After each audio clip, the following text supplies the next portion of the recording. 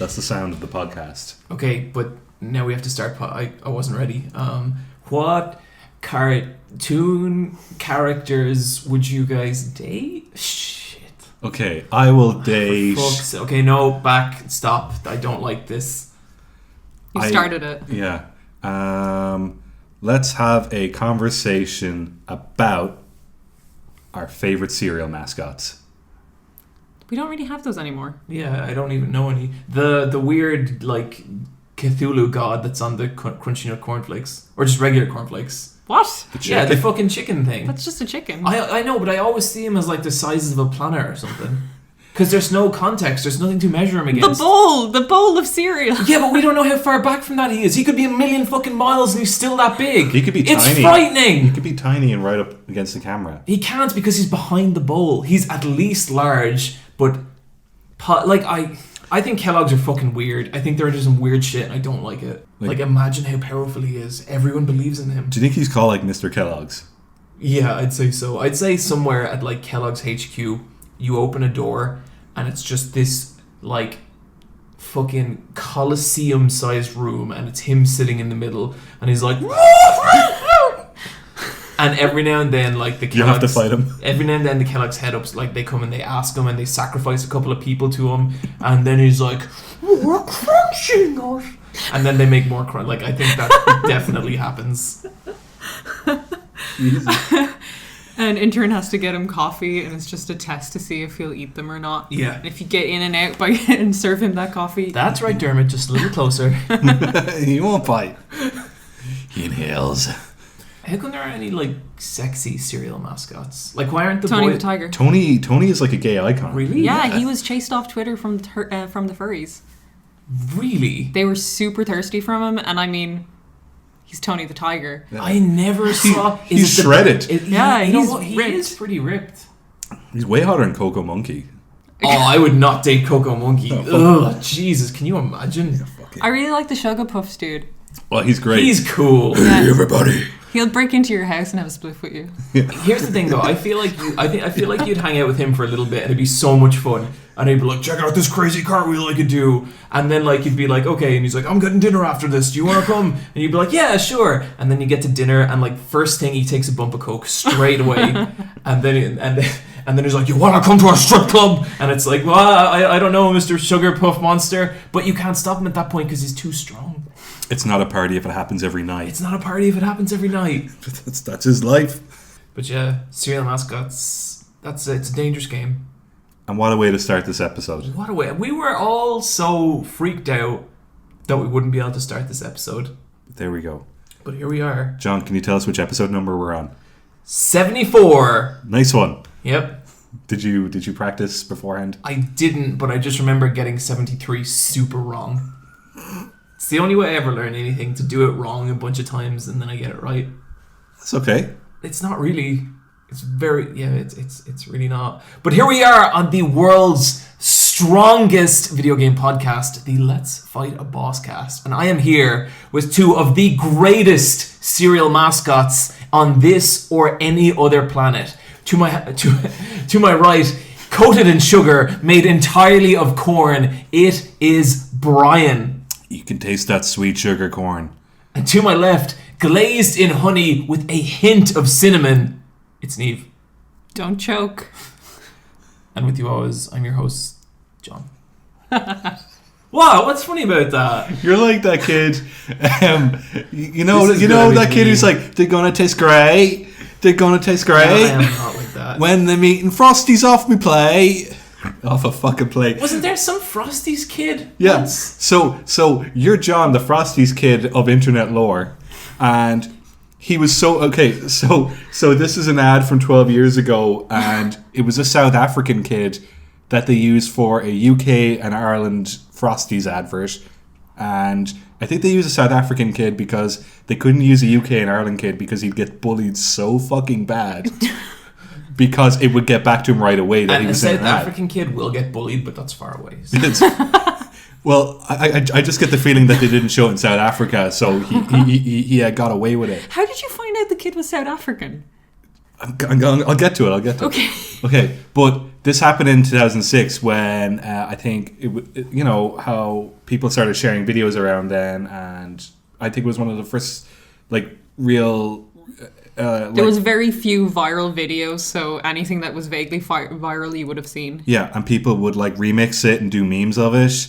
But there was an urban legend that it came out in South Africa via the internet, and the kid got bullied so much that he stuck 2 pencils in one in each nostril and slammed his face on his desk. Oh my god, where at did school. you hear that? That's like a creepypasta. No, like It is. I've been hearing that since secondary school. Like when I was doing the Leaving Cert, I remember one guy was like, you know, I heard there was a guy who used to go to this school and he got so stressed out in the Leaving Cert that he stuck 2 pencils in his nose and slammed his head against the table. Like that's how long that's been around. Teenager urban legends are so fucked up. Yeah. That's messed up. The kids are awful. Yeah, they're terrible. They're just like, it's just bullying. But that kid turned into a total meme, didn't he? Yeah, but they actually have an interview with him from about a year or two ago, and he just does extreme sports and has like a semi-popular YouTube channel.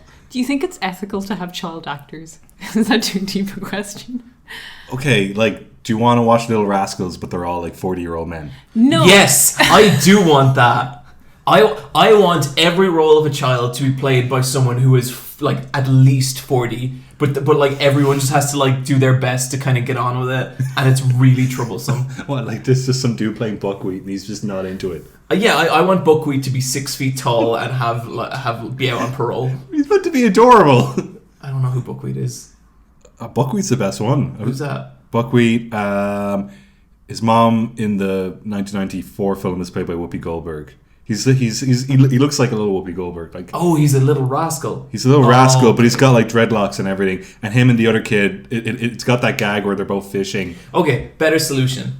All children played by dogs in clothes. Yeah. Yeah, that's great actually. With a child mask. And like, it's perfectly fine to have like dog actors, like dog actors working 24 hours a day. That's what Neve wants. I don't want dog actors or child actors. What do you want? Yeah, Neve. Make us happy. All seagulls. Tiny No, fuck it. I hate seagulls. I want to see a seagull in a little propeller hat. Seagulls are like equally terrifying and hilarious. I think the worst thing about living in Ireland is because we're living on an island, we have seagulls everywhere. That's kind of recent, the seagull takeover of Dublin. It's because of the fucking food. I think that there was a spike about maybe 6 years ago, and now they're fucking everywhere. Because the first year they came into the city, they were like attacking people and stealing their chicken rolls. And I remember someone telling me that and going like, who's so weak that they let a chicken roll go to a bird? They're so big. I've seen it happen on the street. One just swooped down and fucking knocked a woman to the ground and took her chicken roll. No, like I understand that because like They scream at you. I have a list of animals I could beat up, and seagulls were on there for ages. And then one day I was in Trinity and this seagull landed next to me, and we didn't get in a fight or anything, but he was fucking huge. They're huge, aren't they? And like They're so angry. And I had to move seagulls over to the maybe column after that.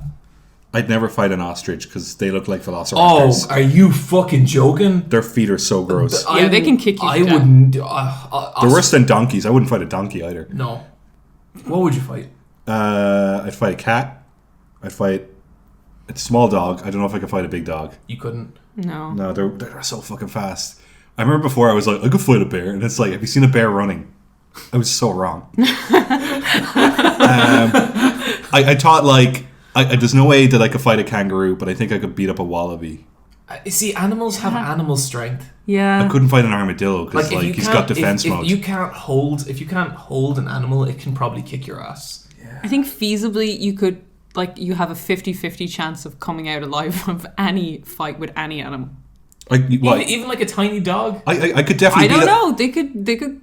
I'm pretty Maybe? I'm pretty sure you could beat up a starfish. Okay, look, new Patreon goal. If we hit $500, I'll fight a chihuahua and I'll kick its fucking ass. Jesus Christ.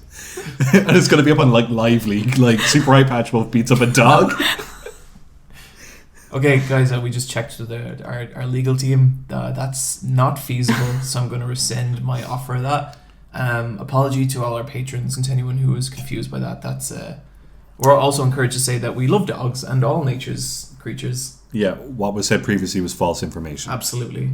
This is the real shit now. This is the real shit. Okay, let's get into it. What's the real shit, Brian? An anime called Megalo Box. Oh. Is that what it's called? Megalo Box. Megalo Box. Yeah. That sounds like another anime called Medica Box. Medica Box. Yeah. That was in Shonen Jump. You guys both checked out this show.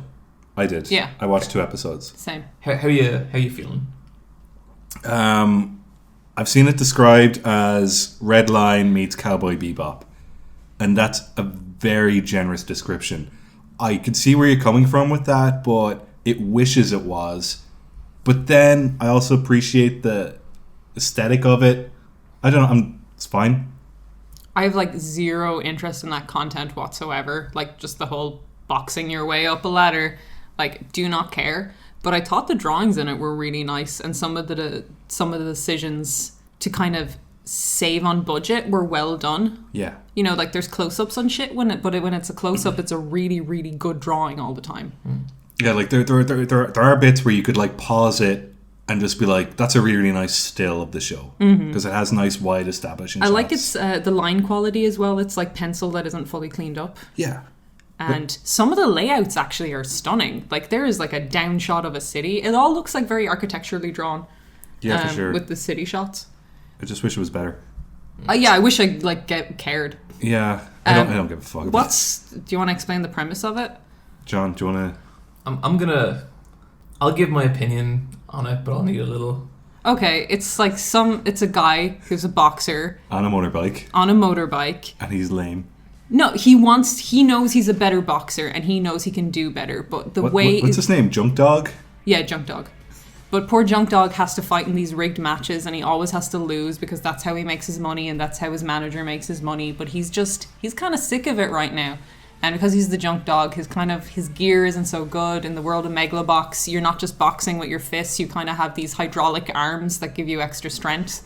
It's a bit like Deus Ex where you have these augmented implants put into you. Yeah, and some people just have like over the body kind of hydraulics and some people just have metal arms now. Yeah, like they're actual cyborgs. Mm-hmm. Junk Dog gets sick of throwing matches because he meets a rival he wants to fight called Yuri, who's fighting in the city's boxing championship, and Junk Dog is just fighting in a shitty ring outside the city in a desert, and he wants to work his way up to beat Yuri. This is the biggest anime of this season. It's the nicest looking. Yeah. Okay, so here we go, Professor. Here we go, Professor fucking anime. Oh god, I hope that doesn't catch on. Only because I haven't checked, but I guarantee you there is another YouTuber called Professor Anime. I don't know of anyone called that, but if you Google Professor Anime, a channel 100% has to come up, and I am not him. He's so pissed right now. Okay, so here's my lead in with this show, okay? I think a couple of people in the Discord linked it to me. I think it was Foxcade linked to me the trailer. While we're at it, huge shout out to Foxcade mod on the Discord doing a absolutely bang up job. Love that guy. Thank you, Fox. Thank you, Fox. You're great. Thank you. And I'd seen the trailer previously and I thought it looked fucking cool. I was like, oh my god, like a really nice looking boxing anime. Like, thank Christ, because I am so thirsty for that non-existent 4th season of Hajime no Ippo. And so I was really, really pumped. And I watched the first episode as soon as it came out. I was like, this is going to be fucking awesome. And by the end of it, my feeling was kind of really like, oh, like that was very disappointing. And I checked Twitter and like my mentions are like blowing up with people telling me to watch this show. And so I understand that this is a show that a lot of people like. And so I'm going to be very thorough. Whoa. It's just a ghost. Just a ghost. I'm going to be very thorough in my reasons for not liking it here. Can I refute them? You can. Sure. So, number one, the entire premise of this show is that people put on these mechanical arms and box. The idea being that these mechanical arms make you way stronger so you can hit way harder, right? Mm-hmm. That's a cool idea. Like, that's interesting. Like, obviously, there's a little bit of like, but if boxers could punch harder, they'd just tear each other's skulls off. But, I mean, fuck it, it's anime. What does it matter? And so then I'm like, okay, well, like, how is that going to change the game? Like, what are going to be the mechanics of these kind of fights? Maybe it's going to be the kind of thing where you have to, like, your opponent's going to block and you need to, like, get to the point where you break through their Megalo Box gear and then you can, like, KO them with one hit. Maybe it's going to be something like where the fights are going to be, like, really fast. Maybe it's the kind of thing where they only last a couple of seconds because just, like, if boxers could hit 2 or 3 times harder than the regular hit, that's all it would take to end this. None of that is there. Absolutely nothing. These are boxing matches. It doesn't make any difference that they have this gear. It makes no difference at all. So why is it there? It's just an outfit that has no buffs. It's there because it's a neat idea, and it's Yeah. like, okay, but like, you've turned what could have been a really cool mechanic into these fights into a kind of an aesthetic thing. I would argue that you're right in terms of the boxing match, but in terms of the world building, the people in the city, like Yuri is augmented by a company, so it's kind of a class thing. And I do like that. Yeah. I do like the idea that if you're rich, it is much easier to get ahead in this world. But for me, that kind of falls apart because they haven't illustrated why this gear makes a difference. Because like, there's a bit where like there's a bit in episode 3 where he has no gear and he beats up someone with gear.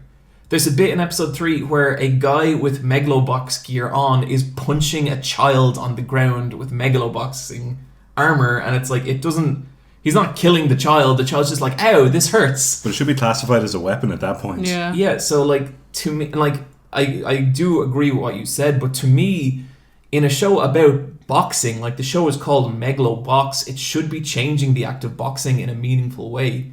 It is not. And so then it's like, well, okay, if I'm just watching a boxing anime, how good is the boxing here? The answer again is it's not. I don't think that people who watch this show care about boxing at all.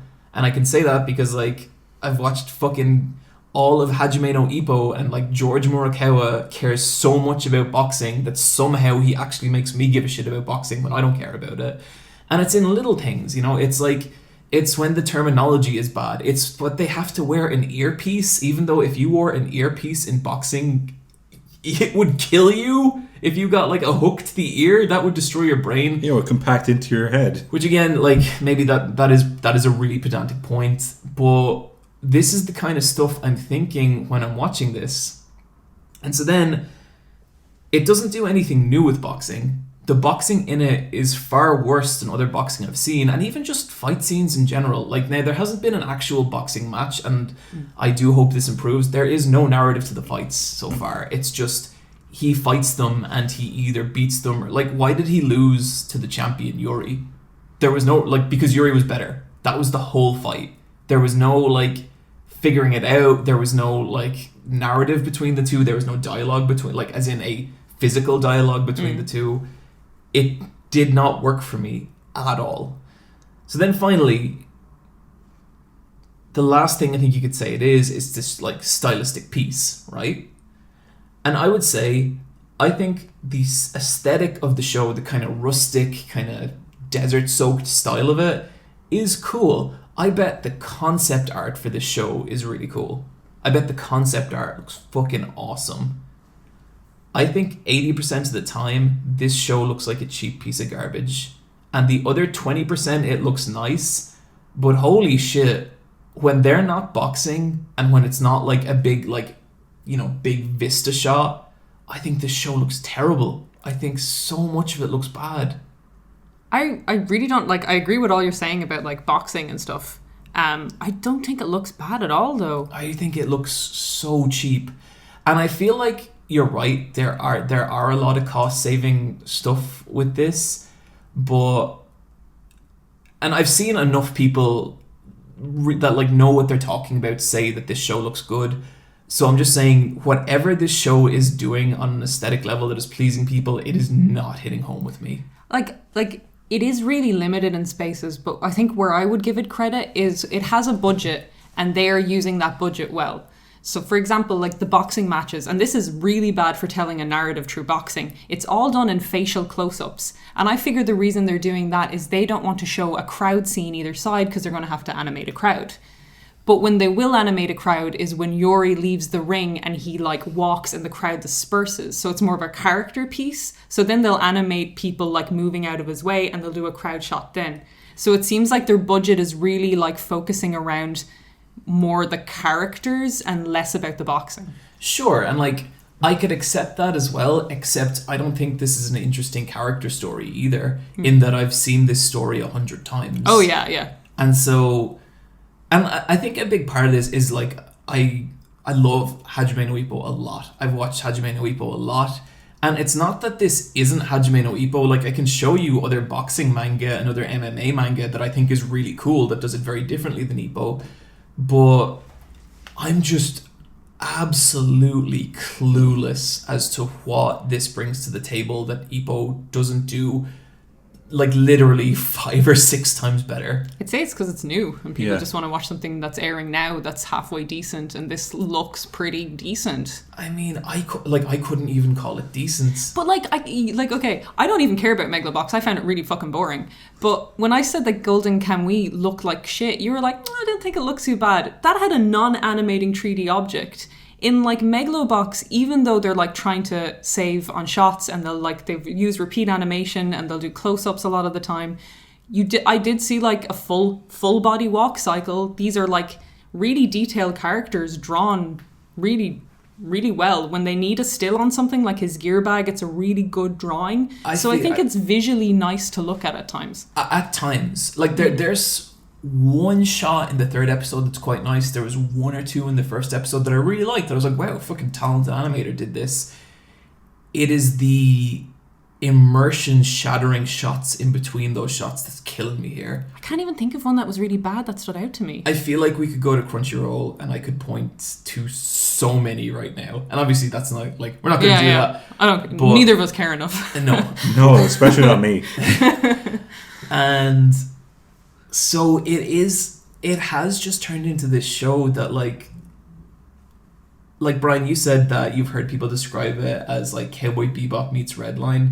Yeah. I think people need to go back and look at those things, like especially Bebop, because obviously Redline is this big fucking insane feature film that's been like 8 years in the making, so of course it's not going to look like that. Bebop's a show that aired 20 years ago. But look at Bebop, and and like I feel like that's not really a fair comparison either, because that's one of the best regarded anime ever, and you can't compare every new season to like one of the best. I would compare it more to kind of like a really weak Samurai Champloo, because they do stuff with hip hop and music a lot of the time, and just using kind of and panning graffiti vistas, and street graffiti. art. But I feel like Samurai Champloo is always stylistically on point, and it has the skill to back up that. I guess I feel like with this show, the art design is good, the character design is good, sometimes the animation's good.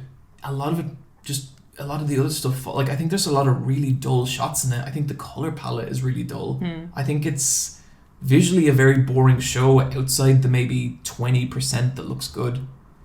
And it sucks because I know a lot of people love this show, and I'm really not trying to shit on those people for enjoying a show. I think it's awesome that they do enjoy it, but I also feel like I have to give my 100% honest thing with this, and this show is not landing with me at all. I want to stick with it a little longer because I want to see the boxing matches, but this show is not doing it for me. I'm looking forward to seeing your why you should watch video on this. Oh, fuck it. 1st episode, someone tweeted that at me. It was like, can't wait for the inevitable why you should watch, and it's like, oh, buddy. But will you validate as anime? I can't. You have to validate the anime. I'm like, Professor Anime, please. Listen, as a professor of anime. Yeah, but studying in Dublin, Ireland, studying the anime. And like I don't like, I hate that, because I don't like being the guy who's not enjoying the show everyone else is enjoying. Like, if you look at my channel, that's completely not what it is. Do you think people are really enjoying it, or this season isn't great and it's probably the most competent thing that's kind of out there that might have a different vibe? It has a different drawing style than it's the most shonen thing as well. It doesn't look quite like it's different enough from most animes. It's not Moe Girls for one. It's not Bishi Boys. It looks different enough that it's cool, but I guess part of it is a kind of larger problem with what I feel is modern shonen, in that I feel shonen as a genre is stagnating. And I think so, like, a lot of the biggest shonen now, they are relying off tropes that have been just worn to nothing at this point. And you have interesting stuff. You have Dr. Stone, you have Promised Neverlands, but until those get like an anime, and Promised Neverland was just announced as an anime, I feel like they're kind of accepting this sort of okay middle ground shonen, and it's really disappointing. I think people are accepting middle ground only okay anime lately. Like Golden Kamuy. It's not good. Yeah. Have you watched more of that? Yeah, I tried to watch. The second episode was just as bad. And I thought it was really funny because Golden Kamuy fans were online were like, look, the bear isn't so bad. Then they fucked up the expressions in one scene where he eats the little brain. They didn't get that right and people went fucking nuts. They were like, the expressions matter so much. The expressions are so important to that manga. But wouldn't the tension of a bear fight be important as well? No. It's those like panels that they quote at each other is very important. The manga just won a Tezuka award as well. That's cool. Yeah. Good for the manga. Oh, the manga is kind of flawless, honestly. Yeah. I'm 6 volumes into the manga. I can just say, read the manga. Yeah, that's a great manga. Just read the manga of Golden Kamuy and don't watch anime ever. And so I did check out like some other manga. Magical Girl site is good if you like a fucking train wreck of a show. It's really just stupid, and it's like a really trashy Madoka Magica. This is an anime, is it? Okay. Yeah. I couldn't really recommend it unless that thing I just said appeals to you, but other than that, it's pretty dumb. And then there's also this one about a dragon that turns into a plane. Yeah, I watched one episode of that. Yeah, I liked that. But then the drawings in it are good. Yeah, but then I was talking to a friend today, and they're like, "Oh, that vor thing," and I was like, what? "It's not vor." Yeah, and then I thought about it, and I was like, "Oh no!" It is vor. There's a bit where she's inside, and it's all like very intimate. And like when I thought about it, it's not kind of vor. It's like the most fucking vor thing I have ever seen. Vor is the carnivore fetish, people who want to be eaten. Wait, when she goes, like, so the dragon is a plane, so the dragon just eats her for her to go into the plane. Because when you say that, I imagine it turning into the cat bus. No. Like, it's like, it becomes a physical plane. It literally becomes a physical plane, but it still has organs on the inside. Yeah, oh, sick. Like, it's all like pink and slimy. This did not click with me at all. I was like, oh, anime is so weird. And I just... So they're sitting in flesh chairs? No, she's lying in, like, intestines. It's, you know, like the end of Akira? The dragon's really cute, though. I thought the whole show was really cute. Yeah, the music's great as well. I loved it. Like, I liked the writing in it. I thought it was all really cool. I just think maybe you should get into that vor thing. I have enough fucking weird shit that I can't afford. These are Professor Anime's values. Vor anime. Oh look, all I'm saying is would a little bit of fucking vor in Megalo Box hurt? Would you watch wrestling? Would you like if wrestling had vor in it? No, that sounds horrifying. Would you not like Vince McMahon eating another? I don't like vor. I don't like. Look, if you're into vor, whatever, it's fine. As long as everyone's consenting to being eaten, that's fine. Yeah, if everyone's. Yeah, but I don't want to hang out with the guy who's like. Like vor. Well, bad news, Neve. I just think that we should all go to a barbecue party and see how we get on. What? What's a Wait, is that like a code word? I feel like this is the worst we've ever spun off in like the earliest time. I just think we should have a party, invite a few people from the internet, okay, and we each bring something to eat at the barbecue party, and we see what we would just see what's in our bellies. I feel like that sounds fine, but there's like a subtle emphasis in the way you're... It's fine. Look, you've got it inside you. It doesn't have to stay there all the time. You can give birth to it later. I've been on the internet long enough that you swallow them whole. There's no teeth biting unless you wanted to. You can have a bit of nibbling, but you're just safe inside the warmth of someone's intestines. That makes me like imagine if you were really small, like someone like ate you and then you expanded inside them. Yeah. Isn't that Neve, get this fan fiction goals down on paper and make them Hanzo. Mercury eats someone just wants Hanzo just got smaller and smaller. No, look, it's cool. It's just that you want to live inside someone forever. It's beautiful. For a mighty dragon, you're awfully small. There we go. Please look out for my fan In fiction. conclusion, I don't think Megalo Box is very good. Moving on from fucking anime to a better thing. Live action anime. That's right. The JoJo Part 4 live action film. What a fucking disaster of a podcast. Directed by Takeshi Miike, the man who directs Yeah. all the films in Japan. He directs like 3 movies a year. That dude's a machine. And they're all so different and weird. Yeah, like he directs a lot of like J horror films where it's like, did he direct Ichi the Killer? Yes, he did. Yeah, like I really think Ichi the Killer is what I think of when I think of Takeshi Miike. But then he also directed the Phoenix Wright movie, and I like that film. JoJo Part 4, the live action film that came out summer 2017. I like this film. It's a good film. It looks really fun. It looks great. They did a really, really fantastic job of adapting fucking JoJo's Bizarre Adventure, which is a disaster to adapt. I don't know how the anime did it, but they did it. But for this, they have to like abridge like 2 or 3 arcs and condense it and reshape a lot of stuff so that it can lead one into the other and cut out and like really, really trim the fat on a lot of stuff. But it works. Was there anything they cut out from it that you wish they didn't? Like, what was the biggest thing that was gone? Actually, they left a lot of stuff in which I was thankful for, but there's a lot of bits where there's 10-minute exposition scenes where someone is just info dumping. And I know that happens in the manga and happens in anime, and it works for that pacing in a 22-minute show where you might have like 11 minutes of fighting and then 11 minutes of context for the fighting. But when you're watching a 2-hour movie, you really, really don't want that. Like, it'd be great if you could like work it in a bit neater. Was there any character casting that you thought was bad? I thought the casting was fantastic. That's cool. That's like the biggest hurdle Yeah. with any of these things. I think the hardest person, and like I think they did their best, but I think it is really hard to cast Jotaro. Same. But the guy they have doing Jotaro nails the voice and has a presence. He's just not that tall. Not like physically imposing. No, he's not. Yeah. Because I always sexy. I like Jotaro because you always feel like he's fucking cold like a spring. Yeah.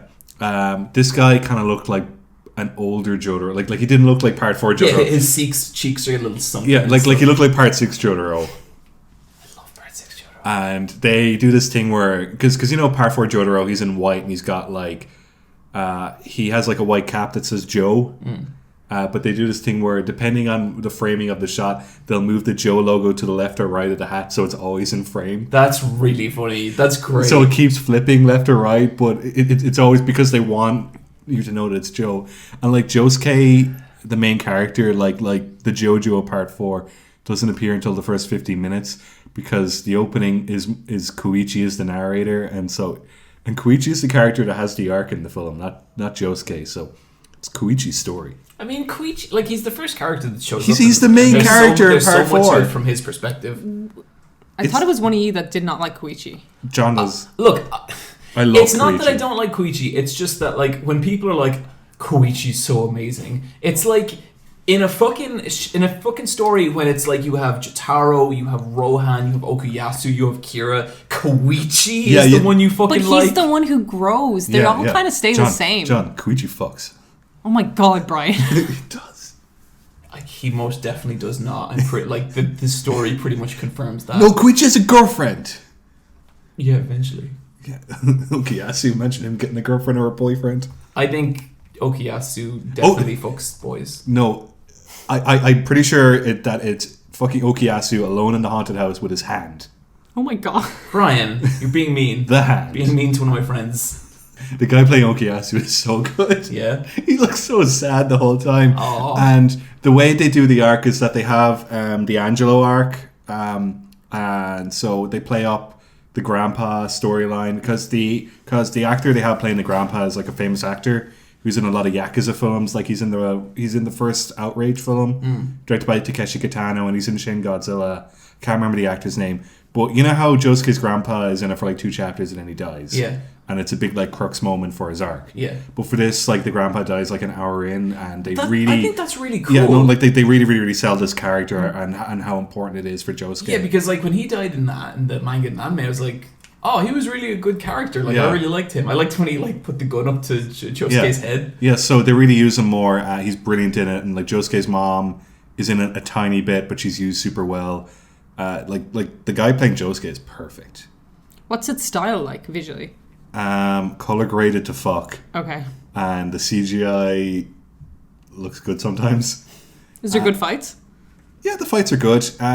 They don't really show Crazy Diamond and Star Platinum super well. Like most of the time when the stands manifest, they're like, it'll have the opacity up a tiny bit, but then they'll like pull it back down right away because the CGI on both of those stands, because they have faces, they don't want to do facial animation. Yeah. So when they introduce Okuyasu and his stand is the hand, and the hand doesn't have a face, he has like a robotic mask. So they show him a lot because they don't have to animate his face. Yeah. So it doesn't have any uncanny valley, whereas Star Platinum and Crazy Diamond have uncanny valley. Yeah, no, that makes sense. And then the older brother of Okuyasu, Keicho, I think. Keicho Nijimura, his stand is Bad Company, which is like 100 army men. That's done super well. Yeah? Yeah. And you know how his arc ends, you know, that they get to the top of the haunted house and they fight the older brother, and then it's revealed that he's actually not the big bad and that there's someone else. And they sell this film as JoJo's Part 4, Chapter 1. And they really, really want to make a Chapter 2. And the way they end this first film is they're setting up like the main villain of Part 4. Do you see him at all? You see his stand. Are they going to do the second film? I hope so, because you know how the main villain of Part 4 has a stand, but then he has like a little mini backup stand. Yeah. You get to see that. Okay. And That's it's pretty good. and it goes off around. And the mini and backup, it's so cute. The mini backup stand, like, Is that the most takes to terrifying. replace that replaces another villain, doesn't it? Yeah, who I don't really like. Yeah, he's not great. Yeah. So he was actually much better in the anime because like they did really cool stuff with his animation. Yeah, they did. So I really like all the decisions they made to like speed up and trim the fat. I mean, you know, it's just because I watched the Full Metal Alchemist live action movie a couple of months ago, and I got half an hour into that and I turned it off. Wow, that bad? It's not a very good film, but like this is about as good as you can get with a live action anime. Sure. This film could have been way worse, and it's decent. That's good to hear. Yeah, I think if they show it in the cinema here, which they might. For fucking JoJo on a big screen. Yeah, because sometimes in Ireland they have a Japanese film festival, but they'll have like a once-off showing of an anime or whatever or a live action film. But I think if they show this film, we should all go see it. Yeah, absolutely. It's wild. Guys, I've been watching a bunch of New Japan. Here we go. New Japan Pro Wrestling. But okay, I wanna talk about one series of matches that went back, and I had kind of watched bits and pieces from these matches for other stuff. I had never really watched them all in like a chunk, but I watched the Kenny Omega versus Kazuchi Okada like trinity of matches. So the rivalry is really cool because it's for like the leader of New Japan, and so you have like Okada, and Okada's like, he is like the fucking golden boy of Japanese wrestling. He is the most Japanese wrestler. His entire gimmick is that he's so good at wrestling that it rains money whenever he walks into a room. Have either of you ever been that good at anything? Once. Really? Yeah, but I don't want to talk about it. Okay, sure. But and it's great because it has this thing where like Kenny Omega, he's Canadian and he's fluent in Japanese, and he's fluent, like obviously fluent in English. And he's saying that New Japan can never rise to like a worldwide level as long as Okada is the champion. And like in New Japan, the champions stay the champions for fucking ever. Like belts never change hands, which is why it's so incredible when they do. And so they have this trilogy of matches, and like they're fucking amazing. And the one that I really love is the second match, which is an hour long. And it is the most beautiful piece of art I've ever seen in my life. It is just, it makes me so happy. And Kenny Omega's with the Bullet Club, and it's, I thought Kenny Omega had fallen back in love with his boyfriend and left the Bullet Club. he has, but he hadn't when these matches. This was last year. Oh, okay. Yeah. And like, oh my god, it's just like, they're two of the best wrestlers in the world just fucking doing their thing and beating the shit out of each other. And like, by the time this, like, say this match gets 50 minutes in, like 50 minutes, these guys are so actually exhausted in real life that you can't tell the difference between like them just being fucked up like physically, and it being an act in wrestling. And it's just, it has this incredible layer of like authenticity to it, and Jesus Christ, it just,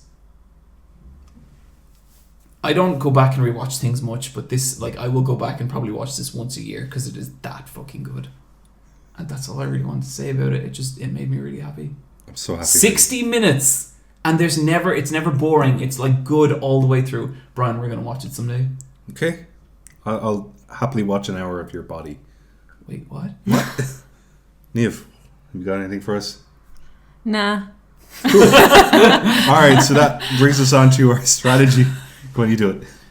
Let's head into our strategy talk.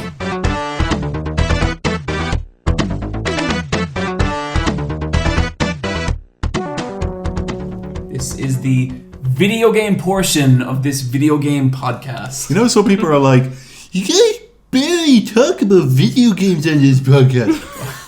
Dude, this is a fucking friend simulator. In fairness, I don't think I've ever actually seen someone complain about that. No, I saw one dude and I was Really? like, shh, shush, Man, shoot. Yeah. No, this is a Pipe down. friend simulator. No, it's a video game podcast. It is not. Come on, Niamh. This is not. Ireland's number. Remember the conversation we had about the cereal mascots? This is Ireland's number one video game. Ireland's number one video game podcast. Yeah, we're way better than Retro Lads Killarney. Yeah, I've said it once. I'll say it before. Jack's retro reviews. Fuck you. Niamh, you've been playing Dogs of War, the PlayStation 1 classic. How is that going? Oh, I'm sorry, God of War. That my mistake there. God of War with I would play a Dogs of War. There is a Dogs of War, and it's really good. Dogs? Dogs. Yeah, they're dogs. Wait, I'm thinking of Hogs of War, where they're pigs and you play as pigs. That's not the same thing at all. No arguments. The stars a bald angry man with a beard and red paint on his head. Yeah, I haven't done anything else but play this game. I'm having a really great time with it. I kind of picked this up on a whim because it's God of War and kind of who cares. I've played the first 3 of them, and like it was always an experience where I enjoyed the gameplay and the world, I guess, but I don't know, you know, they never left an impression on me. Kratos is lame. Like if you wanted a list of guys you never want to hang out with, he would probably top it all the time. Mm-hmm. But now I would probably put him on a list of, you know, guys who ain't so bad. Because he's right there with me and Brian. Yeah. So I kind of picked it up on a whim, and I was just like blown away from the start of it. Everything in this is so polished. There's not one thing I could point to and be like, oh, I wish they did that a little bit better. Because every single thing in this game is done to the best of that team's ability with love and care. It's endlessly impressive to me. I find it hard to talk about because I'm nearly kind of like... Is this game a character action game? Yeah, like if you think of like kind of Tomb Raider-esque, like it's behind the shoulder. Yeah. And it's got a really close camera, but it's kind of, its battle system, you think at the start it's going to be kind of realistically, kind of more Dark Souls-y, where you got your light and your heavy and stuff. But then you can juggle a character a little. But the game isn't like a Platinum game where it's full character action. No. It's like, imagine if Hellblade played well. Okay, cool. Yeah. Like, kind of like that. Like, it's like really close behind the character. Yeah, because he is a clunky guy, but he doesn't play awkward. He moves. He's animated so beautifully. Like, you can like get so much speed out of him when you sprint really quickly. You can get in there. You can do a good combo. You're like trying to roll out. You're trying to parry with your shield. Like, the combat is so involved that like you can't just passively sit there and do it. You need to be like a Bloodborne game or something. You need to be engaged with it or you will die. And I could die constantly. You will die once for nearly per encounter before you kind of get warmed into that battle system. But again, with the pacing thing, they kind of put you back into it once you die, and it happens very quickly. So you never feel like you're wasting tread your path again to find where you are. You kind of thrown back into it and give it another go. It is just so highly designed. It's so great. You meet this witch in it and you go into her little house and she's like sprigs of dried lavender just dotted around the house and little trinkets of bird skulls and stuff. You go out the back door and there's this little area where she was clearly fishing with fishing traps and stuff, and none of it's narrative based. It's just these little details in the world that you kind of can look at these people living and just look at this thing kind of working together. It feels like a really lived-in world. And so the narrative starts off, you're Kratos, and your wife has died. He's really bad luck with wives. Probably shouldn't marry him. This is a second dead wife. Definitely not. That's suspicious. And you have to bring her ashes to the top of a mountain with your son. So it's like, it feels like a journey. And everyone you meet along the way, and everyone I have met, has been integral to the plot, but also integral to an upgrade tree. So the first guy I meet is the blacksmith, but he's also like the first character I meet. He has a whole connection to my axe that I have, and it's just, everything is just very well written. It's just really well written. Sounds like it all feeds into each other, like narratively and gameplay wise, in interesting ways. Yeah, like at the start, like the combat is really involved, but you don't get to touch the involvement. You don't get to upgrade anything for about 3 to 4 hours, and that's kind of like, you might think that would be a bit boring, but to combat that, they throw like loads of enemy types and loads of boss types at you before you ever get to upgrade your axe. Yeah, you fought like a main boss, and it's just that sense of pacing, that there's always something happening. You're always being led. The maps are big enough that you can kind of run around and explore and lock secret chests and stuff, but you always feel this urgency to keep kind of going forward with the story. And it's just stunning. I'm playing it on just a standard PlayStation on a pretty bog standard 1080p TV, and it looks amazing. I'm constantly screenshotting it. How cinematic is it compared to like an Uncharted game? Not like that at all. Okay. Because like to me, the way they're marketing it, it feels like it's this year's Sony's like Uncharted, like big kind of spring summer blockbuster. Yeah, visually it definitely is, but it doesn't have really set pieces. Like, it's very integrated into you moving throughout the world at all times, so you never feel separated from those big moments. It feels way more like you're involved with everything and you're never really giving up control. There isn't like a lot of quick times. There's a bit of like circle pressing for just moves and stuff, but never really quick-timey stuff. That sounds awesome. How do you feel about like the reviews that have come out about it? I kind of hate involving the reviews in the conversation, because like that's not to take away from anything you've saying, but like it definitely right now to me, separate from what you've said, it kind of feels like that AAA darling that everyone's going to shit on in 6 months, you know, that kind of way. I don't think so though. That's the thing. It's like, I would totally, like, if I was playing this and saw that, I would be like, yeah, I think those reviews are a bit too glowing. But as I said, like, the combat's good. The story so far is good. It's such an interesting idea to take this character who was probably the poster boy for, like, toxic masculinity. Like, he was just an awful dude. He was. He like, I think Kratos would, like, that's one of the things that kind of really put me off this game. Like, the idea of spending more time with fucking Kratos. Yeah, but it actually makes you care about it. But it also, not only that, it doesn't ignore his past history. It kind of brings it in. And he's trying to teach his son. Like, he's going through the world with the son, and his son kills a guy for the first time. And Atreus is a bit freaked out about it. He's never killed a person. He's killed, like, these fays and, like, elves and stuff, and he's hunted before, but he's never killed a person.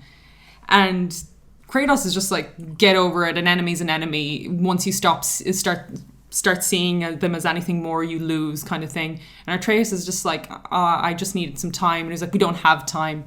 But you kind of see Kratos realizing little by little, because he's given terrible advice so far, that he doesn't want his son to think that way. And the thing he actually prizes about Atreus is good with language, he's good with animals, he's a real sense with them, that's what he kind of prizes about him. How's Atreus as like a character? Really good. Yeah. Like, it's a little kid in a game. He doesn't get in the way when you're fighting. He kind of disappears, which is kind of weird sometimes because you're looking around and he's like, here, Dad. And you're like, I don't see you because you've disappeared out of my way. But it's also handy because he never...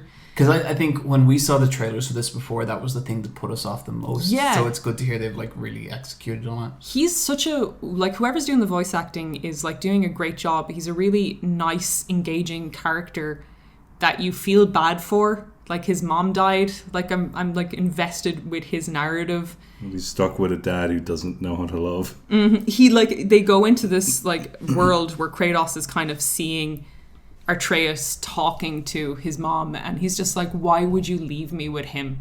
Like, he doesn't like me.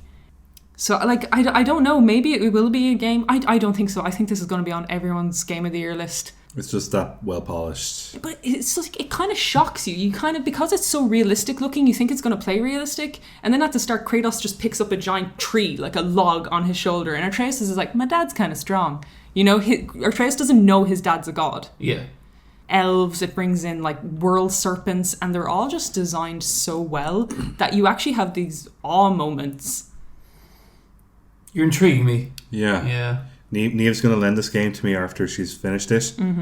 And I'm really looking forward to it. I'm bombing through it just to get it to you. And I'm just having a great time. Like, I'm really, like, every time I get a chance to play it, I'm doing it.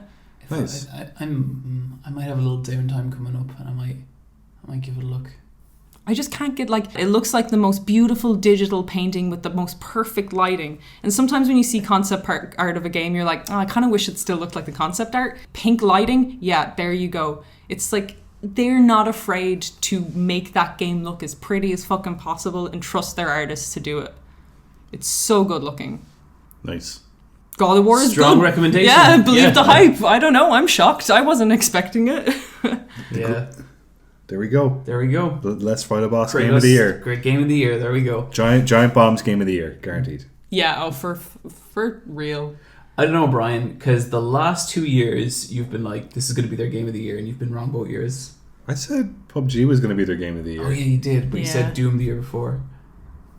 Was Doom not? Hitman, fuck yeah. Hitman That was a dark horse. Hitman came out in Nor, and then the year before was Mario Maker, and then... That was horseshit. No, but see... I love Jeff, like but he played that one mean. Yeah, he really did. But you know how, like, with Giant Bomb, it's like a game where it's like, it's not the best game ever, but it's really good and it ticks all the boxes. Oh, but that was only really good for, like, 2 people. Yeah, no, that was the 2 people that control the company. Do you remember Jeff's tactic for that, though? Jeff was just like, this is the best game I've ever played. Can can anyone else say that about their game? And everyone's like, I guess not. Oh, that's such a way to shut down a conversation. Yeah, it is, Neve. Yeah, it is. Hey. Well, unless it's, like, true. John, can you tell us about the best game you've ever played? I sure can. Let me tell you about Final Fantasy VII. Okay, moving on to another dad game. Actually, you know what, Brian? I'm going to give you a shot here because I think I might go on for a bit about Yakuza 6. Okay. How is Blossom Tales? Okay, I beat Blossom Tales. It's a lovely little game. Yeah. A very, very good Zelda clone in the same vein as A Link to the Past. And what's the one on the Game Boy Advance again? Minish Cap? Minish Cap, yeah. It feels more like Minish Cap than A Link to the Past. I never played Minish Cap. I've only heard good things. Yeah, it's very good, except the final boss battle is so broken. It's impossible to beat it. But Blossom Tales is great. There's going to be a bunch of people in the comments now being like, well, I beat it. Good. I wish I could. I really like Blossom Tales. I wish it was longer, because the game's only 4 dungeons long, which by Zelda standards is about 50%, unless you count Majora's Mask. But, like it's pretty short. You've got like 3 setup dungeons, and then the boss dungeon, and then it's done. But some of the puzzles are very, very clever. They do repeat puzzles, but they're puzzles that you like doing, and they'll like develop on what you've done previously. Like, they have this one where you have to get to a certain area on the other side of the screen, but in doing so, you have to walk across a bunch of different tiles, and you have to walk across every single tile and get to the opposite end of the stage by stepping on every single tile. And it's like a famous Japanese puzzle that you kind of have to do, except this isn't a Japanese game, but it feels super Japanese. I don't know. I just really like this game. Have you seen anything of Sword of Ditto? Yeah, a tiny bit. Looks cool. It looks cool. I don't know how I feel about hand-drawn animated games sometimes. Because the other Dragon game, what was the one? Wonder Boy? Yeah. That game is problematic. Yeah? Because it's hand-drawn animated, but it's really, really, really hard to tell when you're swinging your sword animation whether it's connecting or not. So it's like they've concentrated on making the animation look nice, but not translating those visuals into Contact. feedback. And sometimes I like that about pixel games because pixels are so locked down. Yeah, there's no a hitbox fits perfectly onto a pixel. Yeah, like it's so locked down, and except in fighting games. Except in fighting games, yeah. But I just thought that Blossom Tales was so well designed, even though like it's a HD pixel game, and like it's using sprites, and it's kind of like Octopath Traveler, where you can tell that they're not actually sprites on like an actual tiled background, but it's sprite animation on top of sprite backgrounds, I guess. It's funny, but they have it so well programmed. It's funny you say that about the hand drawn. I never really thought about that, but I actually have totally had that problem with hand drawn games. You just can't tell if it hits connecting or not, and it's very frustrating. Like a game should not look like a Disney film. No, Cuphead, what the fuck? Very different. No. I think the hitboxes in Cuphead are tight. Yeah, I wish more 2D animation. Yeah, no, it's a great little game, and I beat it, and I got to the credits. There are 6 names in the credits. Wow. I was like, they're all Neve. Like it says a thing where it says like that it's directed and animated by like one guy, and like he did all the sprite animation. Fuck that. I could not believe 6 people. That's a significant portion of that person's life, and I don't mean time. I mean like they have shortened their life working on that. It's got so it's made by 6 people, and then they credit 4 like testers. Yeah, that's it. It's ridiculous. Sounds good. Sounds like you enjoyed that game, Brian. Yeah, I know. How hard would you recommend this to people? I wouldn't recommend as much as Owlboy, but I just think like if you really want to see what a small team can do with an indie game, this is the best example I can think of. Cool, fair play. Guys, I played some Yak 6. That's some Yakuza 6. Yak 6. Yakking it up. So I've been playing a lot of this game, and I have some mixed thoughts, but I'm going to go through it now. So I think just to get the biggest bummer out of the way, I talked when I played the demo how I was worried that the combat was a big step backwards. The combat is a big step backwards. It's bad combat. It's not awful, it's fun. Like, basically what they've done is they've taken the kind of very like enjoyable but stiff combat from previous Yakuzas and programmed it with like ragdoll physics. Yeah. So that you can now like kick people all over the map and swing enemies into other enemies and like throw them through windows and into shops and stuff. And what I'd say the problem is, first of all, the controls feel very loose. Like this needed more testing. It feels very kind of wishy-washy when you're hitting someone, when you're not, and like I never know if I'm going to grab someone, and I like to grab people a lot in Yakuza because I like to do the heat moves.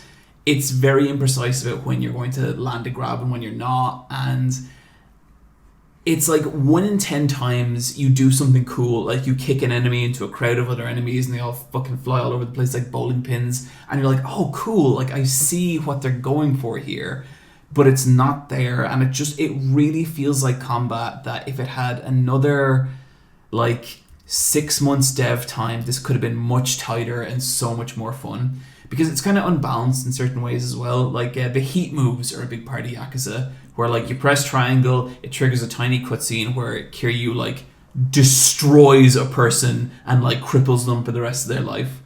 And I have seen basically one heat move like way more than any of the heat moves where Kiryu kicks a person's legs out from under them, stamps on their face, and then flips another guy over and breaks them on his knee while standing on the first guy's face. So he breaks 2 faces at once basically, and it's cool, but you see it so often. And then like the animations aren't quite as tight as the previous game as well. And like if you've seen like heat move compilations from previous Yakuza, you know how fucking good they look. Some of the animation here looks really rough, and that's really disappointing because a Yakuza game relies a lot on its combat. You get into a lot of fights. Like if a Yakuza game is 60 hours, you're probably going to spend 10 to 20 of those hours fighting, so that's a long time. As for the main story, it is good. Kiryu is a dad, just like Kratos. He has a little baby to take care of. He's a granddad now. Granddad, yep. And I have my issues with the story. I think like there's parts of it where the pacing slows down and the story starts to focus on other characters. Like you go to Hiroshima and the story starts to focus on the kind of a bunch of these gangsters in Hiroshima, and they're okay. Like they're fine. They're not maybe as good as some of the other characters. Like I was kind of like, why am I fucking with these bozos when fucking Majima is out there and he hasn't done anything in this game? He's not in the game at all. He is in a mini game, yeah. But like not a whole bunch.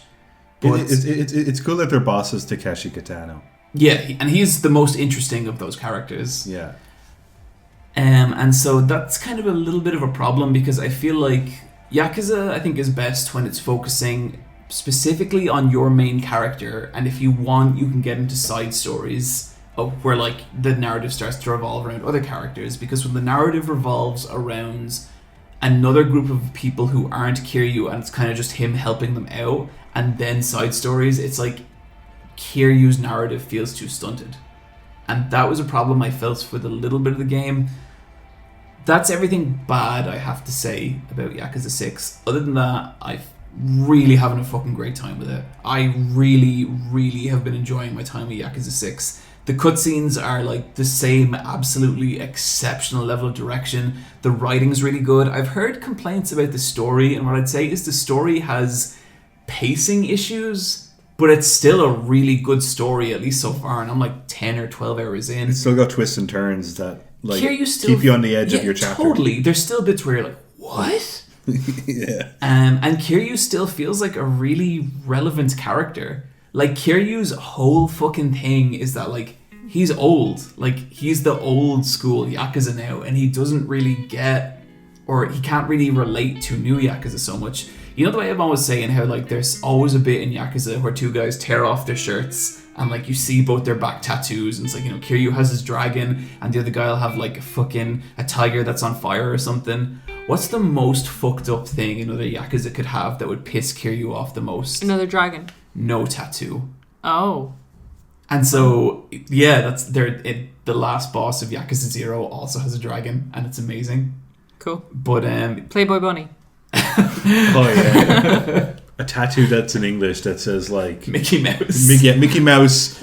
But yeah, there's this bit where you fight like basically the new up and coming Yakuza guy, and he tears off his jacket and like he has no tattoo, and it's like this really fucked up bit where Kiryu's like, how can a Yakuza like not have a tattoo? Like what the fuck? And like it's really, and the new guy is like, he's the main rival of the game for this, and his whole thing is like Kiryu is old and outdated and he doesn't matter anymore, which he doesn't, because he left the Yakuza to run a fucking orphanage.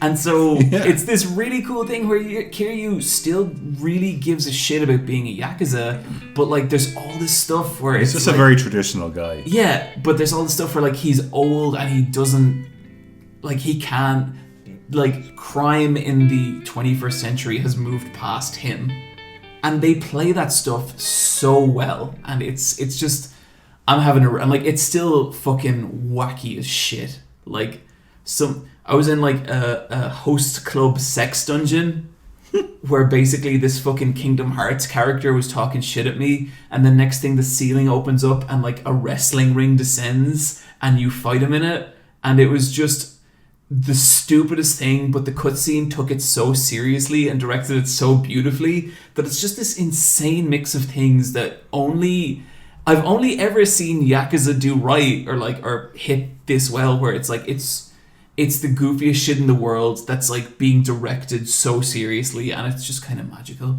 John, could you talk about the chat rooms and the live action cam girls? I haven't spent any time in them. I don't.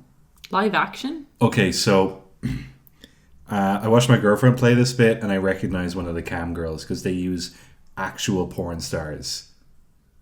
Like what? Proper Japanese porn stars. Yeah, you see, I heard of that, and I was like, that doesn't sound like my thing. I just stay away from it. They don't have them like go fully naked, but they have them like stripped down to their bikinis. But it's a couple of Quicktime events where it's live action footage of a girl doing like a cam room webcam chat. And Kiryu, you have to do QuickTime events where you button mash the face buttons. This little camera down in the corner where Kiryu, with both index fingers, is like going... Oh my god, they make him type badly? Yeah, That's but really cute. but he's just typing like boobs or take it off. Oh my god, okay. But they use Anri Okata, who is I follow Hitomi Tanaka's Instagram. Okay, I'm just gonna say it because she posts like She's good at Instagram, and sometimes she posts herself playing her Switch. yeah, and her dog's really cute. Yep. But she's best friends with Are you another looking her up, Neve? Yeah, what's the Instagram? Oh no. Hitomi Tanaka. But there's another porn star called Anri Okata that she's best friends with, who shows up sometimes in her Japanese photos. media personality, please. She is now retired as a porn star because she got married and she's expecting her child soon. Oh, fair play to her. And she's going to be a singer. I don't know if she could sing, but... That doesn't seem right. I got a soccer player. Let me see. Hold on, I'll just... Just go to your Instagram likes. Me and John have this thing about Japanese. See, me and John... Oh my god. Where is this going? Yeah, where is this that going? I've had too much wine. All right, I'm going to tell you a little story about me and No, John. Brian, I have... Okay, like, I can't spell, so, like... Hitomi Tanaka. Or Anri Okita. But they have these kind of girls in Yakuza 6. And They only have 2, which is kind of lame. yeah. But maybe they're like testing the waters. But they have like new Japan wrestling characters in it as well, don't they? In that mini game, in that real time strategy game. Neve, Holy shit. Can God. you describe what you're seeing, Neve? Her boobs aren't real. They are. Are they? They're just too big. I mean, live your life, girl. She's cool. She's fun. Okay. Neve's, There you go, you're following Neve. Sweet. I'll just... She's done cosplay of Fire Emblem characters and everything. Jesus fucking... thanks for liking that for me.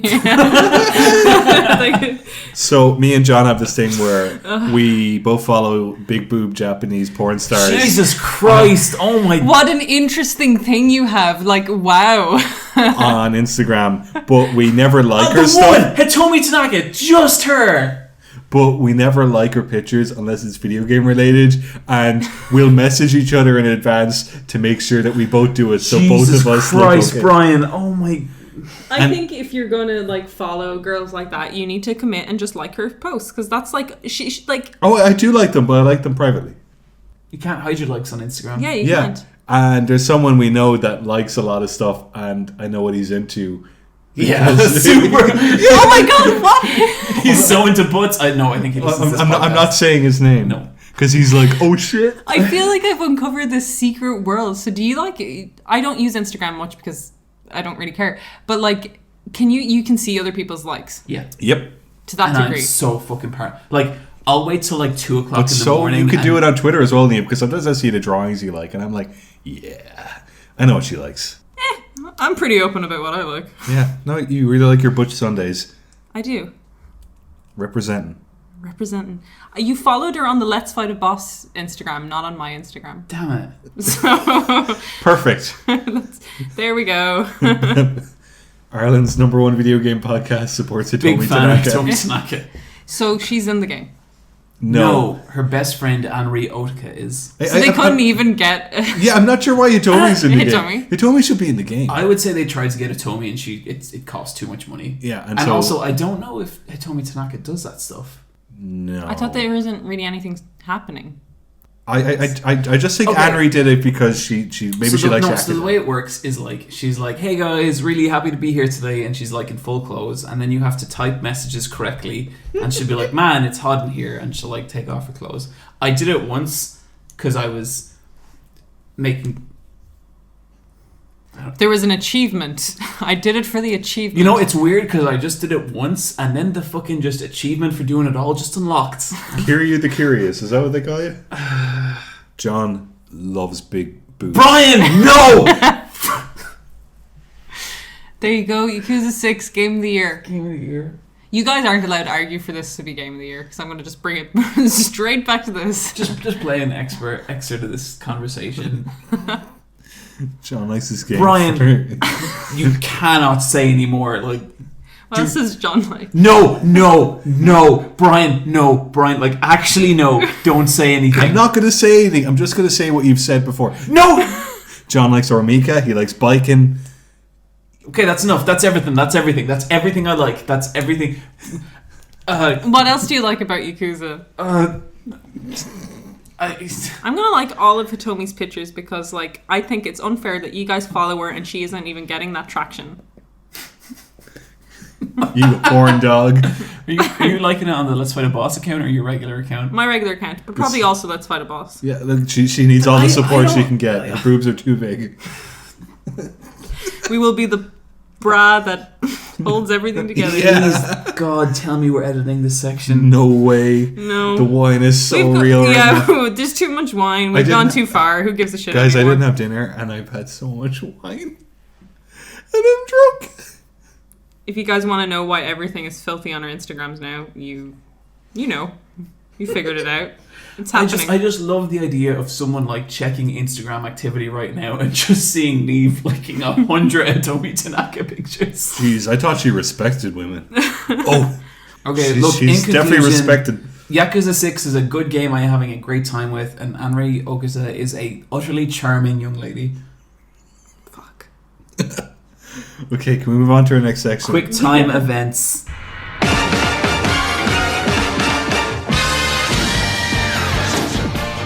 Jesus fucking Christ, this is the worst episode we've ever done. It's actually a light episode on news and stuff, so you Yeah. know. You gotta pad that stuff Okay, out. note to self in future, when shit is light on news, don't let them drink wine. And go on Instagram. Are we out of wine? Yeah, I Do you want drank it beer? all. Yeah, I'll have a beer. I'm not having any beer, I'm too drunk.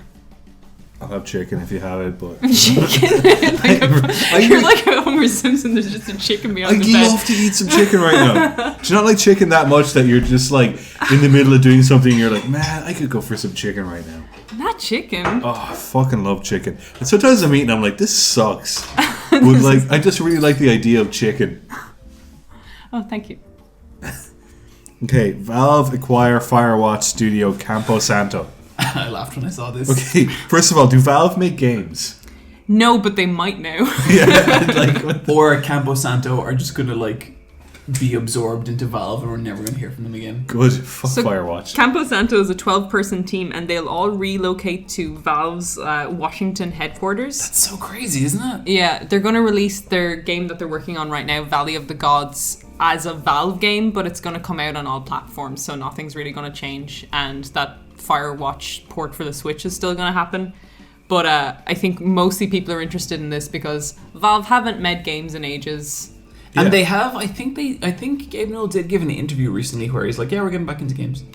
They said they were going to do 2 full-length VR games, and they were doing them in association with Vive. They're still happening. We haven't seen anything yet, so it's hard to know. It's interesting because like if someone is going to throw their weight behind VR, it's going to be Valve, and like what do those games look like? But this kind of opens the door for them to maybe do other things, smaller things, Yeah, totally. Yeah. Make nice intimate games. better games. Tell a story properly. It'll open their world too. I saw another comment recently, and someone was like, "Guys, what's the lore behind the Firewatch thing?" The lore is we don't like it. That's pretty, it. Pretty simple. Yeah. The end. Okay, the president of Nintendo and the president of Nintendo Europe are stepping down. This broke this week, and it is that I'm going to read out the names. It's Kimishima is the current president of Nintendo. He's stepping down. He took over from Iwata when he passed away 2.5 years ago, but he was always going to be an intermediate president. And he's being replaced by a guy called Shuntaro Furukawa, who is 46 years old, and he looks so cute. He's round and he's got a funny little haircut, and I can't wait to see him in Nintendo Directs. Did the other guy ever appear in Nintendo Direct? No, he was like a very formal businessman who would not I think he appeared in one, and Did he? He wasn't bad, but like he wasn't a lot. He was probably like, this is an obligation I need to fulfill and Yeah. not Yeah. something I would do. I remember because he wore a very strange kind of like burgundy suit. No, he's the guy. He's a director in Nintendo. Oh, okay. Yeah, no, I don't think Kimishima ever did it. Like Okay. he'd be like, no, I wouldn't do that.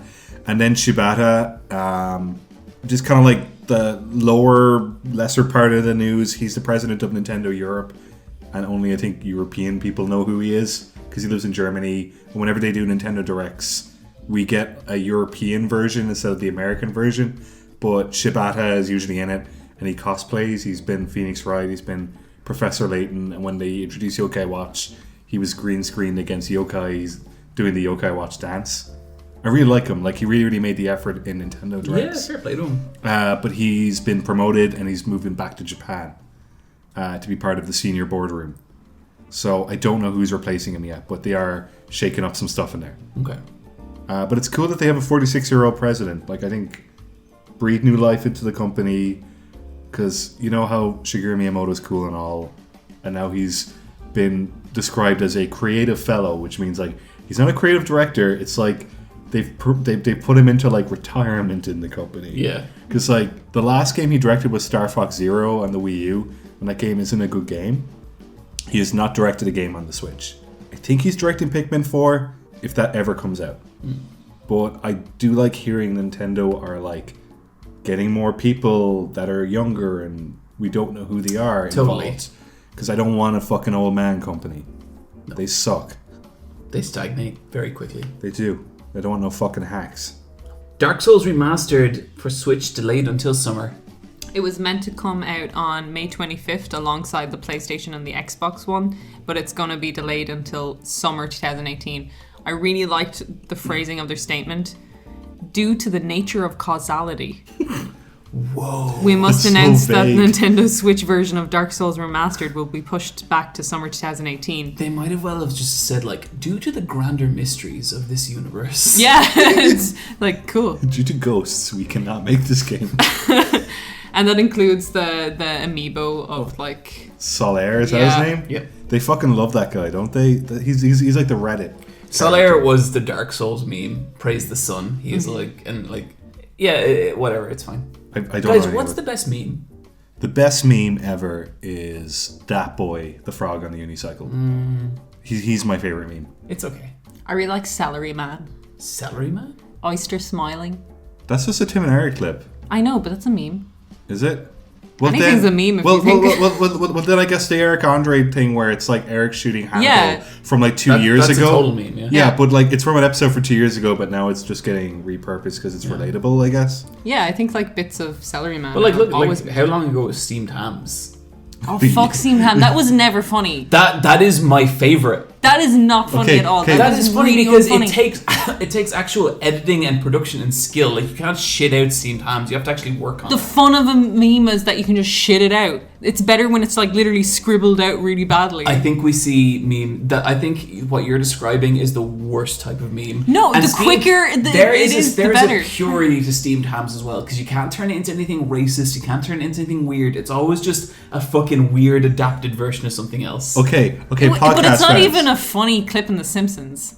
Oh no! Are you fucking insane? Steamed Hams is Of brilliant. everything Steamed you have, Hams sucks. of all the bullshit you have ever spouted on this podcast, Neve, that is the most fucking bullshit thing you have ever said. Steamed Hams isn't funny. Steamed fucking Hams isn't funny. A fucking cornerstone of Two American of the comedy. most unfunny Simpsons characters What? interacting. Superintendent Chalmers is amazing. Neve, Boring. He's saying like I'm 100% serious. If you had said this to me before we started this podcast, I never would have fucking asked you to do this. That is the most batshit insane thing I have ever heard. Steamed Hams not being funny, okay, you're insane. Superintendent Chalmers and fucking Principal Skinner not being funny, you are not even human. You are like a weird fucking abstract piece of space dust that doesn't have emotions, Neve. my name is Neve. Teach me how to laugh. That's you. So yeah, Dark Souls is getting delayed on the Switch. Okay. No, I was just gonna ask, hey, podcast What's your fans. favorite meme? No, Brian? podcast fans. Do you guys prefer like instant memes or like well-made memes? The fucking bit when he has a flashback to fucking Vietnam and he sees the Mad Magazine quicker the t-shirt and meme, it the says better. upward skirts. Like the It's whole time The that bit where he sees his sometimes mother and things it's the that are house from expensive Psycho. are worse. The bit where he walks through the river and he's fucking Terminator. Are you fucking serious, Neve? Principal Steamed Skinner, Hams is a gatekeeping meme. not funny. I think you mean steamed clams. Steamed clams. This conversation, but steamed hams. The Nier Automata version of steamed hams is better than Nier Automata. Well, it's certainly better than Route A. Come on. Yeah, absolutely. Route A is nearly the best route, maybe. It's really, you're so dumb. Route C is the best one. Oh, it's spelled out to me now. The best part of Nier Automata is the credits bit at the end, which doesn't relate to the rest of the game at all. Moving on. Because it's over. It does relate to the rest of the game. It's about ending us. Nah. I like the songs in it. Oh my god, okay, next news item. We love memes. Next news item. Principal Seymour Skinner, best character in all of... Not racist. Okay, I'm gonna... Did you see... Hank Azaria. Yeah, did you see that clip? Yeah, that was so good. That was it was him on Stephen Colbert over the weekend. It was him addressing a poo. Oh, really? And like, usually when he addresses a poo, he's like, see previous article. Yeah. But like, he actually like responded. Was it a good response? Really good. Yeah, like he was pretty much like, if I need to step down and make this happen, we need to listen to people. I mean, yeah, fair play to him. Like, I do think it's gotten to the point where he's had to say something like this, because beforehand he was like, nah. But like, it was a good response. Well, I remember like he refused to do a interview for the problem with Apu, and like, to be honest with you, like, I wish he had done the interview. I understand him saying no because he didn't know what it was before it existed, and if that's his response now that it does exist, I'm kind of like, all right. But anyway, little side note there. Yeah. Capcom shuts down Puzzle Fighter Mobile after 5 months. Guys, I have a confession. I never looked at anything to do with Puzzle Fighter Mobile. I've got Puzzle Fighter on the Game Boy Advance. It's awesome. Yeah, it's great.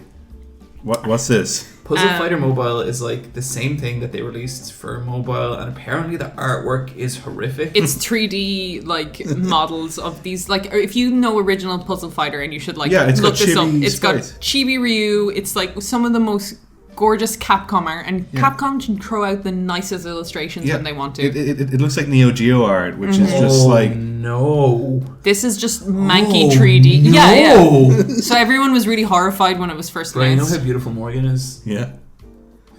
Oh no. Can we have that as our podcast image artwork? I was gonna use a really nice God of War one, but oh, fuck that. You can do a steamed hams thing. Fuck you, no. What about like steamed hams? Except that's fight.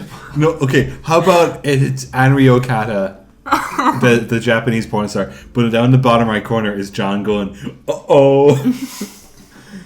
my forbidden fruit. Look, we'll see what happens. Yeah. Okay. Awesome. It's gonna be a bunch of shit. But yeah, I never heard anything but bad things about this thing because it fucked up like a really iconic art style, and then apparently it was like just like rancid with free-to-play mechanics. Is this Capcom pulling a Konami? They released it in November, and it's been out 5 months, and it's not. I guess it's not making money. They decided it's a bad decision, but they're closing it down. It's going to close down permanently on July 31st, and then the Puzzle Fighter team, which is made by Capcom Vancouver, are moving on to work on the Dead Rising franchise. Which is interesting because they haven't announced another Dead Rising, but I presume it's probably... I think Dead Rising's dead.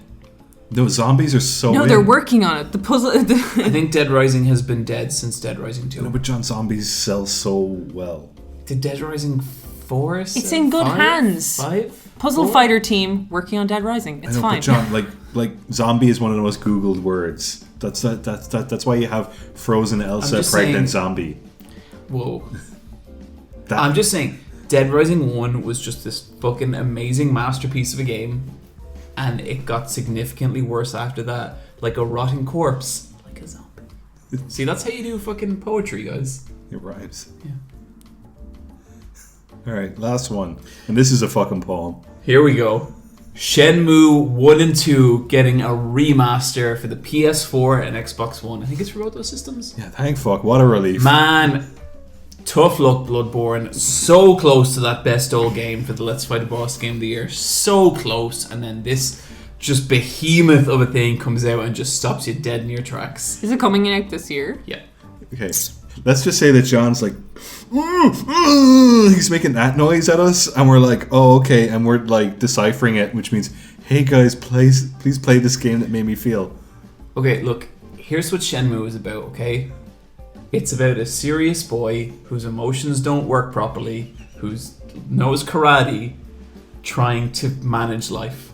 Alright? You want me to fucking not relate to that? It's a John simulator. Well, teach me how to be, boy. Teach me how to review anime. I am John. That boy became Professor Anime. I don't review anime, Brian. I analyze it.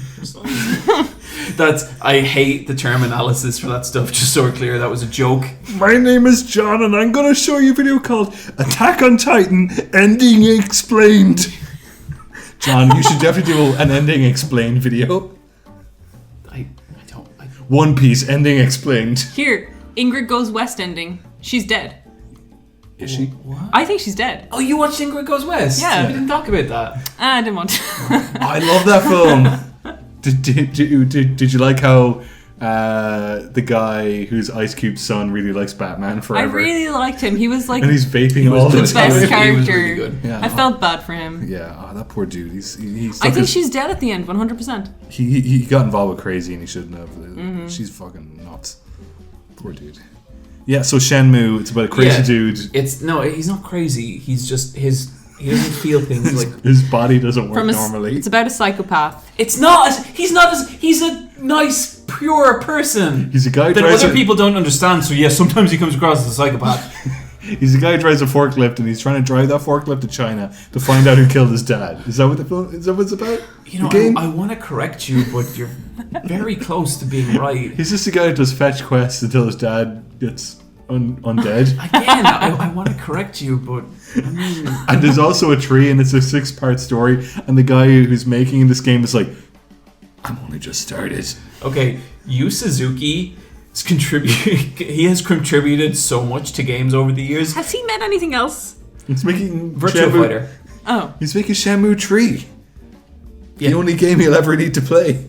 Is this like an actually like built from the ground up HD remake? Or are we just able to play Shenmue as it existed Yeah, like on is the this Xbox port- original or whatever the fuck? I don't know like to what nature of a remake it is, because like the term remake is difficult. I know it's not like a remake like Shadow of the Colossus is a remake. I think it's just like, you know, they are making Shenmue again exactly as it was. You know what? This is some good padding while we wait for Shenmue 3. They got to keep that franchise going. I just think like you guys are making fun now, but once you're just knee deep in your like 8th forklift shift, you guys are gonna be like, this is the best game I've ever played. Sure. Look, Shenmue, Why is it called Shenmue? because of the Shenmue tree. Jesus Christ. It's the tree that the Phoenix Mirror was buried at. What's the name guy called? Ryu. Ryu. But in the trailer... Or Rio. But like, I really like the... not Yakuza. I'm going to confuse this with Yakuza. That's because this was the progenitor to Yakuza. Yeah, it is. Yakuza grew from this. Yeah, Did 'cause- it? Does it yeah. have the same people on it? There's Pretty a much lot of the the same. teams shared over, but basically, they made that, and Yakuza was them kind of taking the concept of Shenmue and being like, okay, let's try crime. You know how Yakuza isn't really a crime game? It's just a Japan simulator. Yeah. Like Shenmue is also a Japan Well, simulator. the first Shenmue takes place in a small Japanese village, and the second Shenmue takes place on a weird island in China. China simulator. Yeah, and it's fucking... Is 1 or 2 better? I personally prefer 2 better, because in 2 they introduce a Vegeta. Okay. Yeah, And I can he's see. just this sexy man with like a white bandana, and he's really mean, and he's so unfair to Ryu, because like Ryu is Rio. I think he's called Rio because some of the old people that go, oh, hello Rio. That's how they talk. That is how they talk. Hello. And it's it's got some problems. It's the game that taught John how to use his body. And a forklift. Which is what he calls his body. What does that even Sweet. mean? The game that taught John how to walk. No, Go on, John. Tell us about your I'm legs. trying to. Just tell us about your legs. Okay, so look, you No, just what? no, I'm Wait. not. Could you not walk I could. Brian's. before you played Shenmue? No, I could walk fine. Well, even, but just No, John was like, I don't feel like using my legs. and he had to get This game is so good. Why am I just... start walking. Mom's like, Jim, get the camera. John Age 11 is walking because of our Sega Dreamcast wish. Okay, no, look, Shenmue did some legitimately cool things, okay? It's like fucking open world games forever where it was like, oh, there's like 40 miles squared and it's just this big expanse of land. You can do whatever you want where there's fucking nothing. Shenmue is like 4 city blocks, but they're actually dense and you can go into every building and do shit in them. Sweet. Yeah. What's the funnest thing you can do in Shenmue? Cripple people. Okay, fair. So learn how to not walk. Like get involved in like shady triad stuff, and you're just like Ryo is basically like Hank Hill who knows karate, and the Yakuza are like, you come to the docks at midnight, we're gonna kick your ass, and Ryo's like, huh? Huh? It's really charming. It's like really broken and it's stupid and like Ryo's a really silly character, but it's really fun and it's like of an era and. You guys are gonna hate it, but I love it. Is it coming to Switch? No, I don't think that so. shit's going to PS4. So can I do my impression of John playing Shenmue? No. Yeah. Moving on. My name is John, and I want to learn how to love and also walk. I will play this game called Shenmue. Oh my god, this boy is just like me. He doesn't understand human emotion or walls.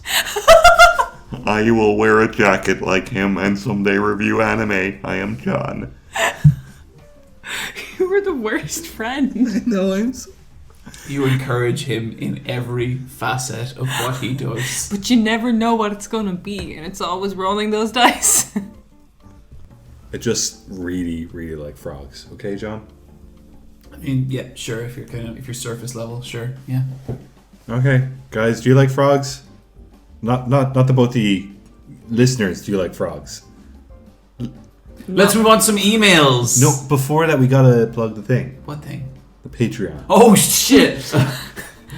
Yeah, thanks to everyone on the Patreon that's been doing, again, crazy well. We actually, our shit just arrived, didn't it? It did, and hopefully in the month of May, we will sound a bit better than we do now. And by shit, he means like audio equipment. Yeah. I'm gonna bet we sound a little worse and then much better as we learn to use the equipment. Oh yeah, totally. Yeah. We have ordered some audio equipment. We actually got a bit ambitious and did a decent amount of the Patreon, but we are optimistic about it and we're putting it to good use. Mm-hmm. I don't know what any of that means. I don't know what that means either. Yeah, it all went well, yeah. Sound is such a weird thing to learn. I was like watching videos of today and about ohms and amplification and shit like that, and I was like, fuck, I can what feel the my brain fuck? checking out. I know, totally. I tried to set up a mic arm earlier on, and I did it, but I didn't like doing it. Oh god. It's such a different beast than like video editing or any like It's just or audio editing with Audacity, like and not knowing what you're doing. It's just because we're such visual people. Yeah. We'll figure it out. Yeah, podcasts.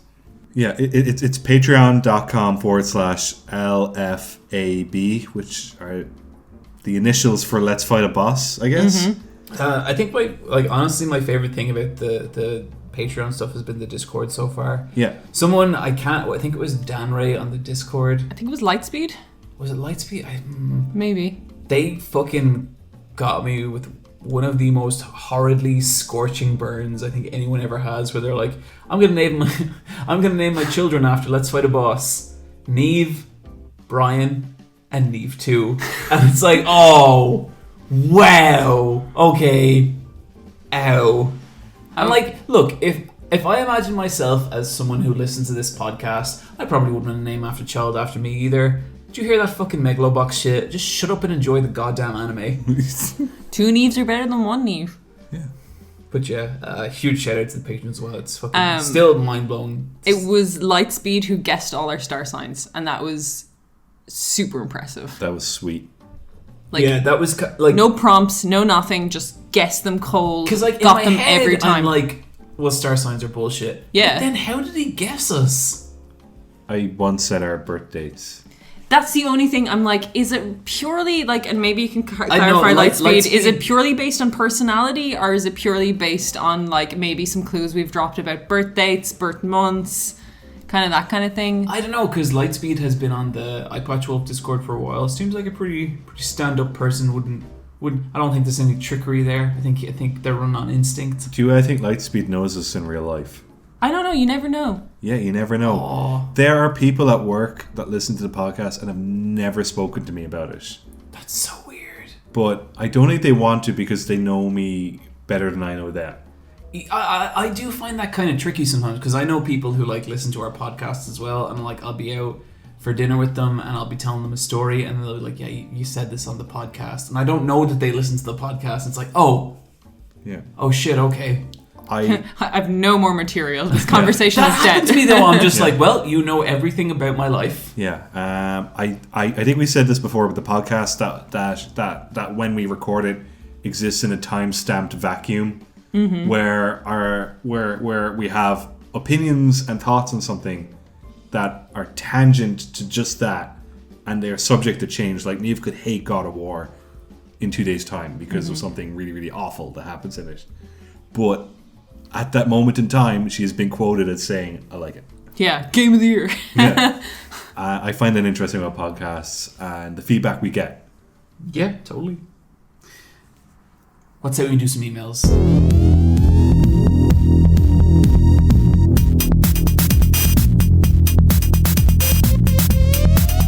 Everyone, and this is leading back into something we were just talking about. This is from Mark. This generation of gaming seems to be almost completely padded out with HD remasters and remakes of titles that rarely require or need one. Are you guys sick of this trend, or would you endorse it?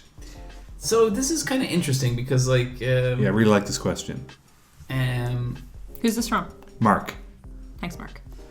Like, when HD remasters started becoming a thing, we were saying this before, Niamh, how like I was really like, oh really? Like, why just HD remasters? Like, I kind of saw that as this kind of like just really lazy part of the video game industry.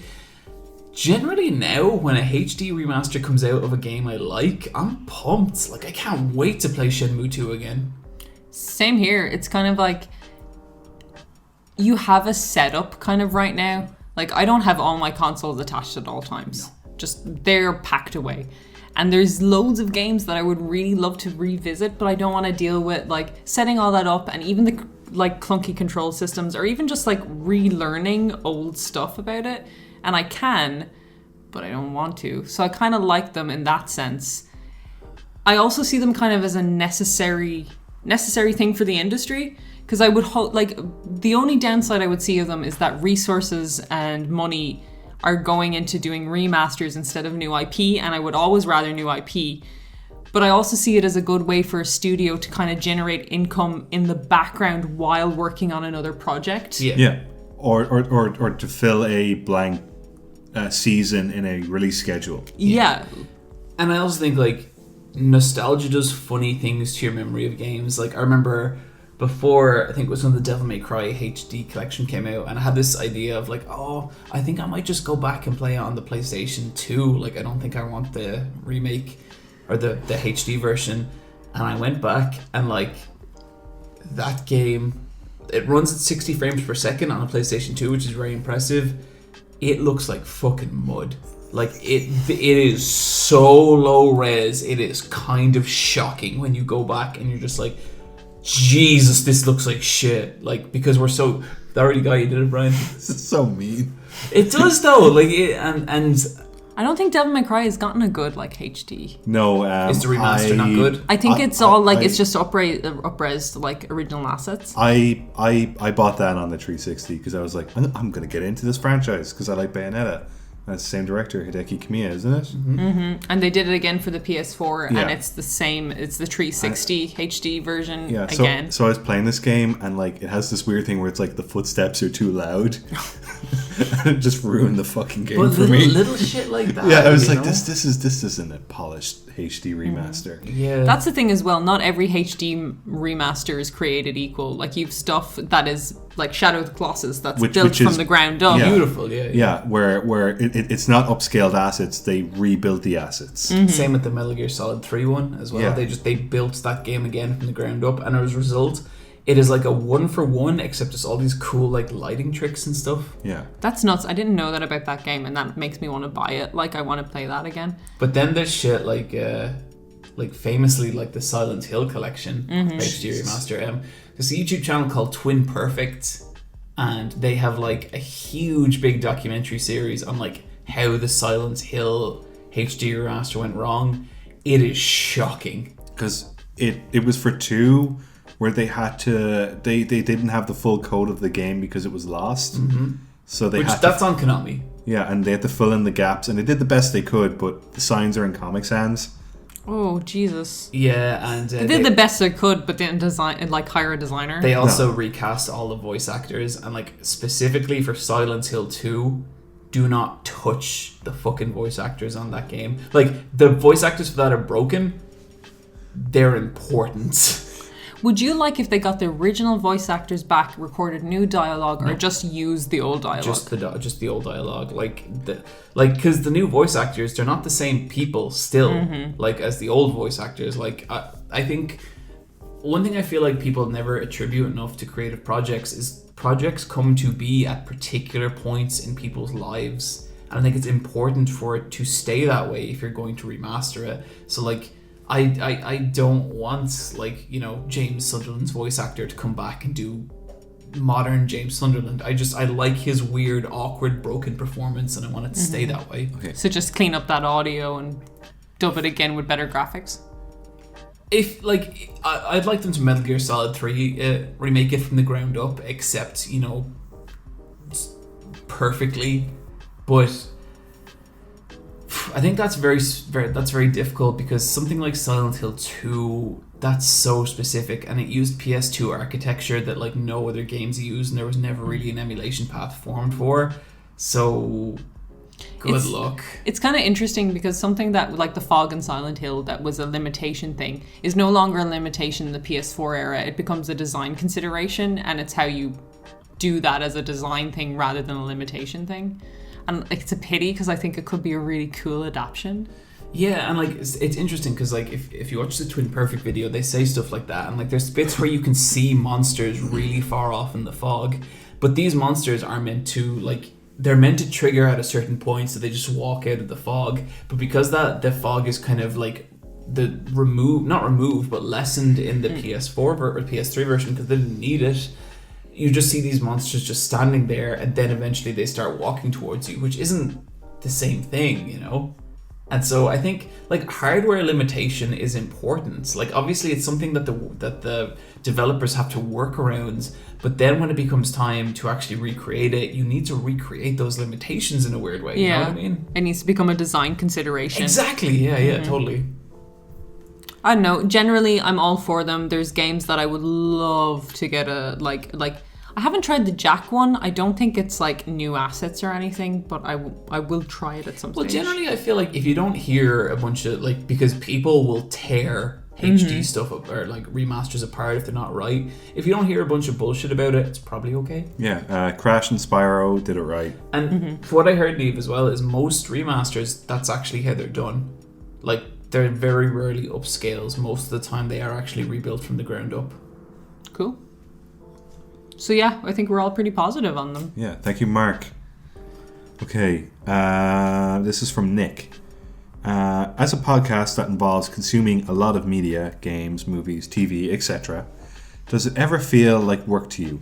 I love playing games, but I go through extended periods where I just don't feel like playing anything, and I'm wondering if you ever experienced that too, but have the power through it because there's sort of an obligation to provide content for the podcast.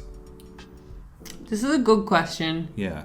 But I think, for me anyway, our saving grace is the format of the podcast, where it's a video game podcast, but maybe not our Video game podcast. It's a Wink, wink. wink, wink. It's but very like, flexible. But it's flexible. So if there's a time when there's just literally nothing I want to play out, I'm not going to force myself to play something I wouldn't normally play for the sake of talking about it. Like, I will like expand my horizons and try more things, but I'll try things I want to try, you know. But because of our format, I can watch TV and talk about TV instead of a game, or watch a film, or you know what I mean. It gives us the wiggle room to kind of try more things, for me at least.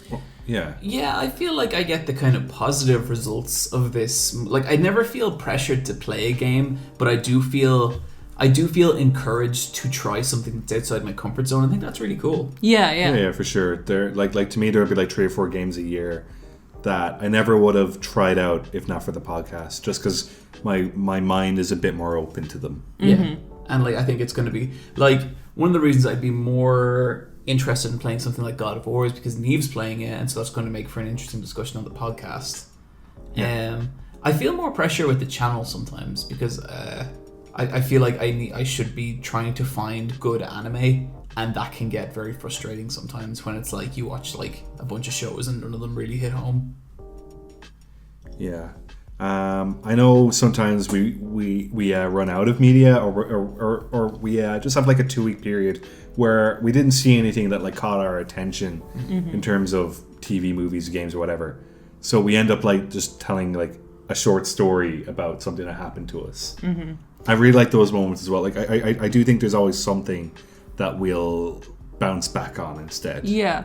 Like, because there's stuff like, I didn't have a thing at the start of the podcast where I talked of, but I watched a lot of TV, but it's not stuff I thought was interesting enough to talk about. You know what I mean? That's the other side of it. Like, the stuff we talk about on this podcast is usually something that we have something to say about. Like, I've been watching Silicon Valley season 5.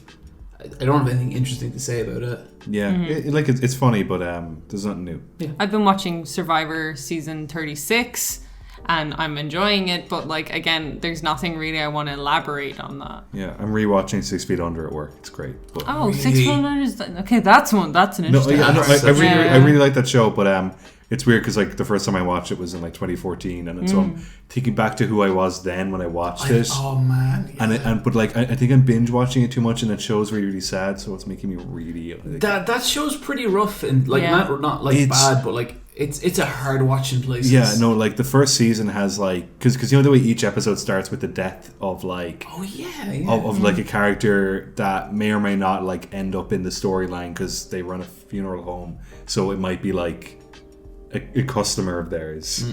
But like 2 episodes in season 1 have a child dying. Like one is like a kid playing with a gun, and the other one is like a 3-week-old baby who dies of sudden infant death.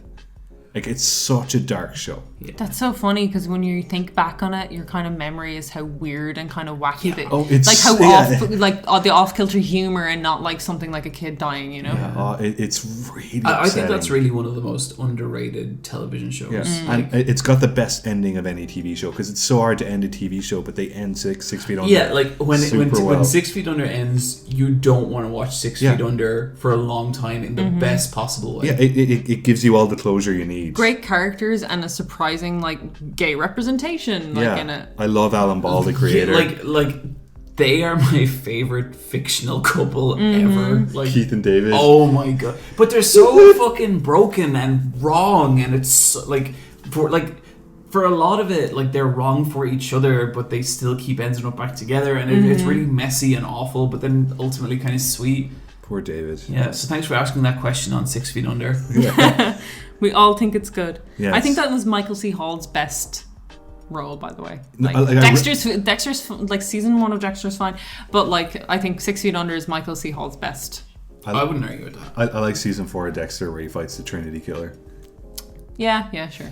But then It was fun popcorn nonsense. Yeah, but then there's 8 more. There's 8 or 9 seasons That of gets Dexter. such bullshit, and he loves this like the whole sister thing. Yeah, but then What in the real fuck? life they were married and then divorced. It's so fucked. In real life, it was so worse. Okay, Deborah and Dexter in real life were married. He has cancer. She takes care of him during cancer. He seemingly cheats on her. with like the girl who was in 4, who was Save the Last Dance girl. What's her name? Rita's character. No, not Rita's character. The other killer. Julia Stiles. Julia Stiles' character.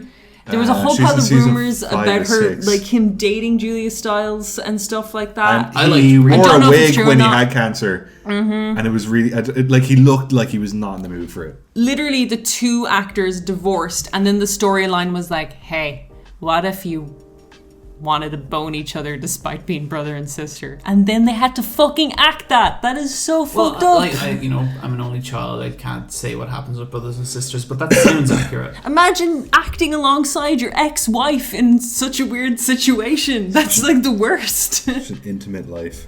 I know. Dexter.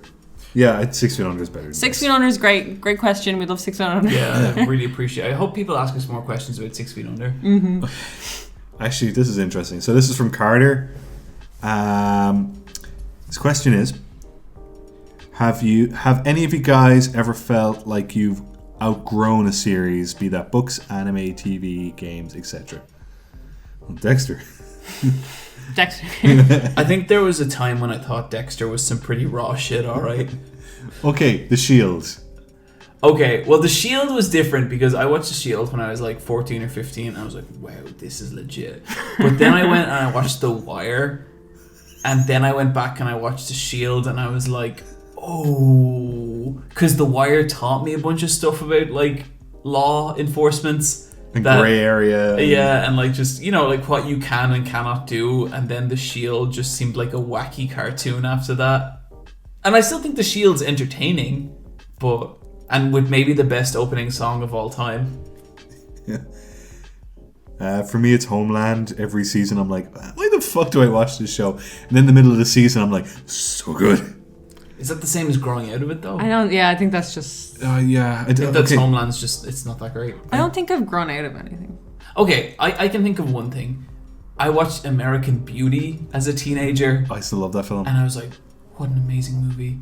And then I watched it when I was like 20 then, and I was like, parts of this are shit. But like, I love American Beauty because it's written by Alan Ball, who also created 6 Feet Under. That's not a good reason to like something. I love that guy, except I don't like Tree Blood. But do you like the movie? Do you like the narrative of the film? I love American Beauty. I think it's a really bad movie. And I've always thought it was really bad. I've always had amazing taste, so I never regret anything. Although American Beauty has Kevin Spacey in it, so that's a bad thing.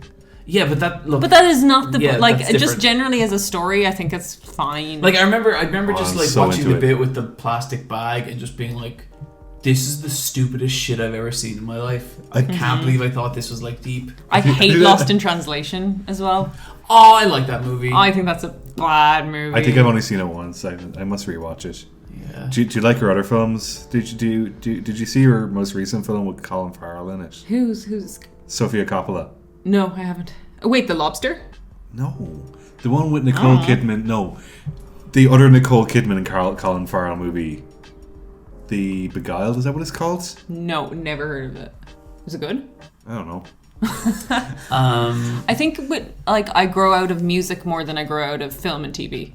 I definitely don't grow out of music. I'll fucking stick Hybrid Theory on right now. I grew out of Blink-182, but then I saw them live and I was like, this is real good shit. I was really, really, really into nu metal, and now I wouldn't listen to much nu metal. Would you listen to Limp Bizkit? I don't actively seek it out, but if fucking like System of a Down came on, I'd be like, yeah. Yeah, I'd be like, yeah, my song from when I was 16, but like I wouldn't listen are you saying to if it. we went to a karaoke bar and they had Toxicity? No, but that's in a karaoke bar setting, totally. They're like the songs I know the lyrics to, but like I wouldn't voluntarily. Yeah, like walking to work, I wouldn't put on. I'm going to listen to like a System of a Down album, like at this stage. Yeah, but I also don't listen to albums anymore. Really? No, I just listen to. I'm just like, okay, Spotify, Discover, fuck me up. Really? Wow, that's a lot of trust in Spotify. It's served me well. Like the majority of the music in my videos is just shit I find on Spotify Discover. What I would say is like I actually find the amount of media I've like grown out of is I don't know. I feel like my perspective changes very occasionally and I'll be like, oh, this isn't as good as I thought it was. But like I don't feel like I really grow out of stuff. I think even like stuff from when I was like a kid or an early teenager, once I like it, there's usually a kernel there, and that kernel never goes away. Okay, but do you think you could sit down and watch 22 minutes of Street Sharks? Because I think Western cartoons are kind of different. yeah, because you know how you're a kid and you can watch that shit, but then when you try and rewatch that stuff, you're like, oh, I can only watch like 2-second clips, or because it's unwatchable. I get what you're saying. I bought the Blu-ray of Thundercats because I used to love Thundercats, and I tried to rewatch it, and I was just like, it was like this moral lesson at the end of each episode, and I was like, this isn't scary and cool like I thought it was. Yeah, I think that's the thing. When you like something that like expands your boundaries, like once your boundaries are expanded, you only have so much to gain from it. But I think that's an age thing as well. Like, I used to think Shredder from the Teenage Mutant Ninja Turtles was scary, like super scary. I was afraid of Shredder. And then I was like, I watched it again, and he's like slips on a banana peel, and he was like, whoa! And I was like, this is the man who struck fear into my heart. Fear is definitely a thing that lessens a lot with time. Yeah, you're like, why was I scared of that? Yeah, it's weird what you find scary as a young person, and then like go back and view, and you're like, what exactly about that freaked me out? But then there's the occasional time, like Pet Sematary, with the weird, like, bulimic woman. You ever seen that? No, I've read the book of Pet Sematary though. So there's just this bit where, like, the main character, you can look this up on YouTube, I don't advise it. Like, she's like, her sister was really sick, and there was one day where, like, she was never allowed to see her sister, but then one day she, like, went into the room and saw her, and it's just, they get a very sick looking woman, and it's very frightening. And I was like, I saw it when I was a teenager, and it really fucked me up. And then when I was like 25, I went back and I was like, let's fucking see what this bullshit is. And I stuck it on, and that night I was like, Michelle, I can't sleep. But then sometimes I find shit affects you more. Have you ever had that case? Yeah. Just something that's left such an impression on you for the rest of your life. Not really, but like just your position has changed so you can empathize with a piece of media more. Like I remember, like I saw Perfect Blue when I was like a teenager, and I was like, wow, that's fucking weird. What a crazy thing. And then I went back and I watched it like 2 years ago, and like genuinely found it really disturbing and scary. You have a new understanding and perspective on it. Exactly. It's like you know you like it, but you can't verbalize what you like about it at that stage, kind of thing. And I think it was also like, it was just at a point where the channel was starting to get big, and I felt like people had weird preconceptions about me, and that's what that whole film is about. And so that was like really hard to watch in a really like good way, like because obviously he hit on something real there. But yeah. Do you think there's like video games or anime that you've like consumed and you cannot go back and ever watch them? Well, yeah. I guess it would be like Dragon Ball. Like you can never watch that shit. I think again. like in Ireland when we were first getting in anime, it was manga publishing. Yeah. And you kind of got like the same 10 shit in every HMV ever, and it was like Violence Jack, Yorotsu Kujio, and all the stuff like that. I watched that recently.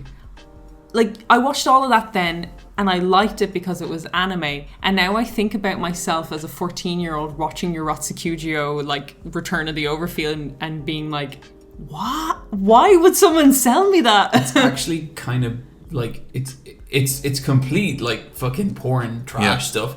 It's beautiful. I watched... Parts of that movie look, like, in a real 80s anime way... Yeah. Looks kind of amazing. I watched Ninja Scroll when I was 16. I thought it was pretty rad, but I couldn't watch that film now. Really? Ninja Scroll's cool. Yeah, but like it's really, really like bad. Yeah, like kind of like Violence Jack. When I saw that, I was like, Violence Jack's a good guy who stops rapists. And now I'm like, there's so much rape in that movie. In Ninja Scroll, there's so much rape. Yeah. And Manga there's going to be a bit of this in the new video. Manga Entertainment, that publishing label, that was really into rapey anime. Yeah, they had like just the edgiest shit. I just, presumed like, it was cheaper to edgy. buy and bring over and dub or something. I think it was just because Manga Entertainment was established solely because of Akira. Like they were just like, wow, Akira made a lot of money. Let's find the edgiest shit we can find. Yeah, they had to get that's nuts because it was so weird because you'd be able to get Akira, Ghost in the Shell, then shit like Violence Jack. Do you know Manga Entertainment co-funded Ghost in the Shell? Really? That movie wouldn't exist without them.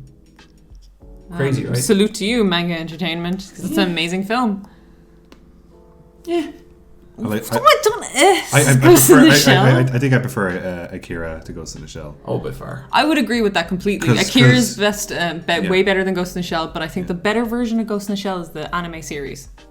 I really like I that. have heard that, and I've never watched that series properly. Is that the one, The Brilliant. Laughing Man, or a standalone complex? Yeah, that's like I love Major Kusanagi, and it's all from that series. I watched the Scarlett Johansson movie, but I turned it off after half an hour. That's probably the best. It wasn't very good. And like going back to stuff you loved when you were young, I did go back to Outlaw Star earlier this year because I love that series so much. I had a little bit of a rough time with it. Oh really? That show does not look as good as I remember it looking. Because in my head I was like, yeah, it looks as good as Cowboy Bebop. And then I went back and I was like, okay.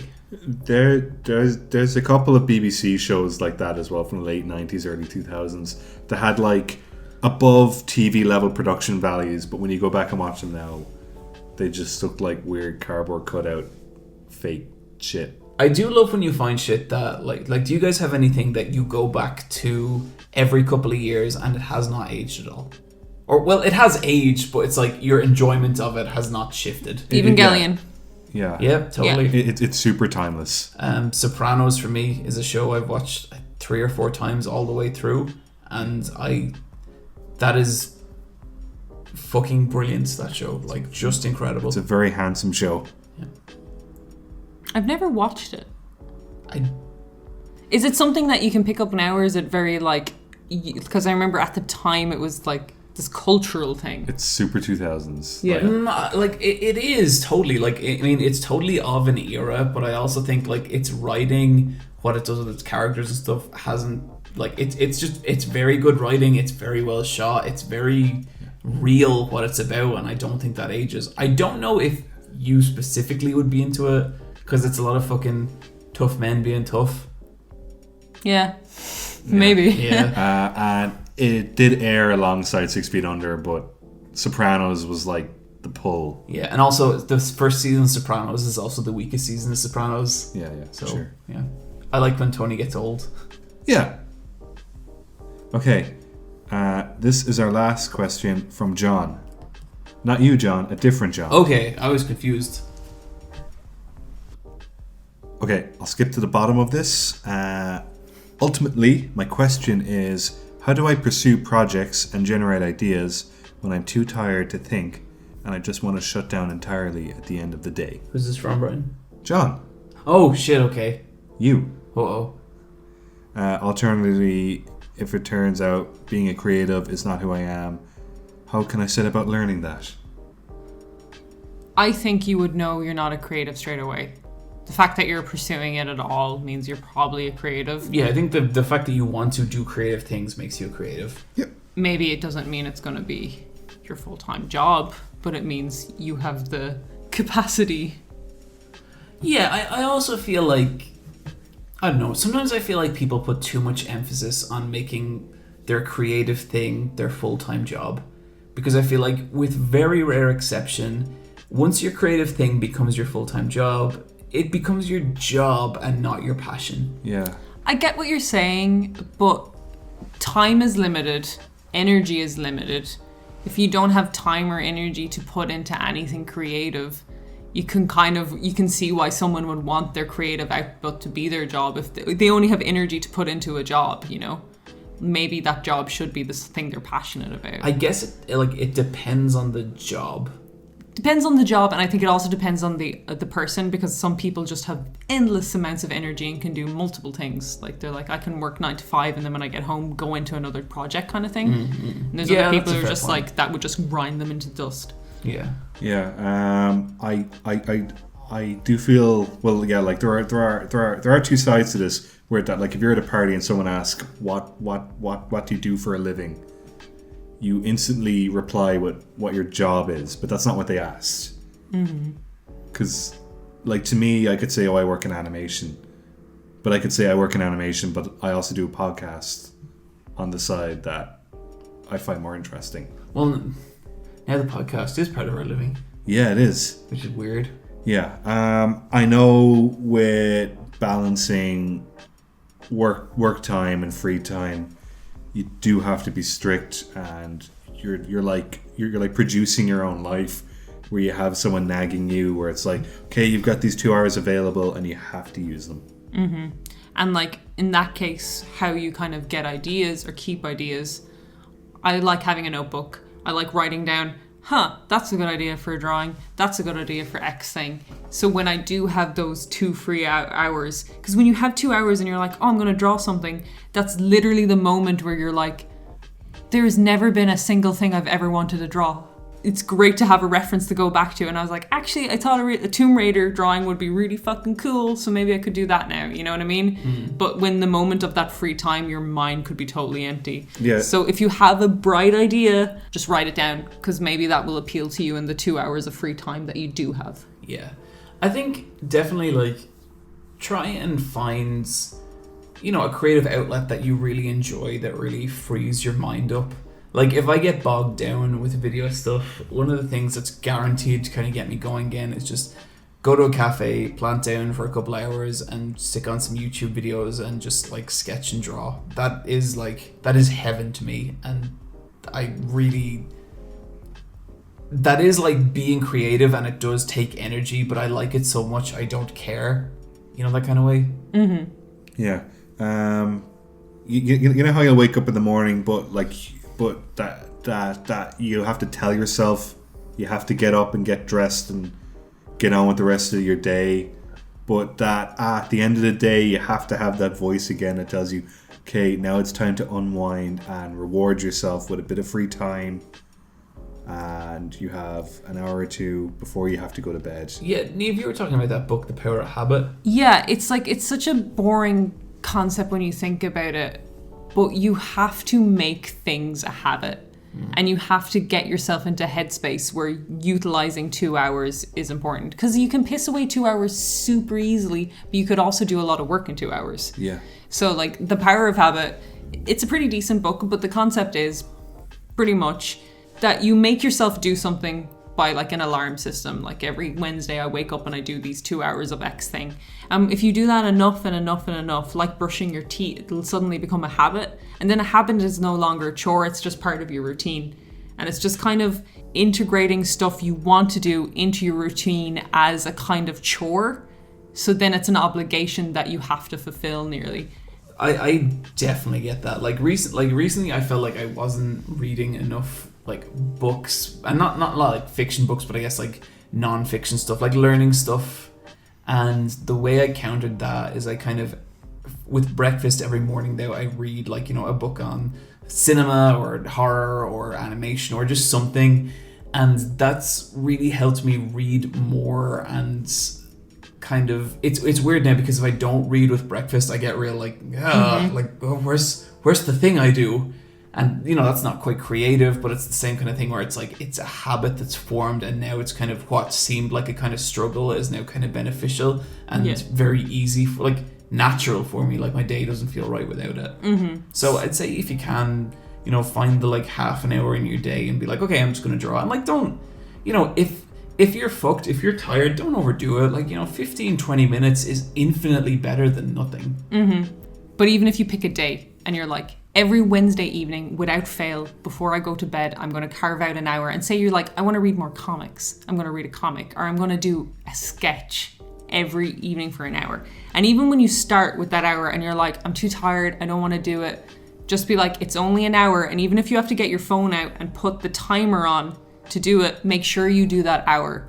Because the one night where it's a bad night, where you're not really connecting what you're doing, isn't important. It's the next Wednesday that you do it, where you do connect with it and you're like, shit, I love doing this and I've given myself the time to do it. That makes it worth it. Yeah. And the more times you do that, the more times you'll have fun with it rather than not have fun with it. And that's the only way I manage to do things I like. Like, I'm like, give it a name. That is the thing when you have your girlfriend, by the way. Yeah, Anime Wednesday. It's when we watch anime. Sweet. Yeah, and it's like, I also think, try not to get focused on the act of what you're actually producing. Like, if you're going to sit down and draw for like an hour on a Wednesday, the important thing is that you sit down and draw, not what comes out of it. So just enjoy the part of it. Like drawing, when you relax with it, drawing is such a pleasurable experience, and you know, try not to like beat yourself up if it doesn't work out. Most of my drawings don't work out, but then like the odd time it does, it's like a nice bonus. But what matters is how I feel drawing it, and I'd say the same for making videos or any other creative thing.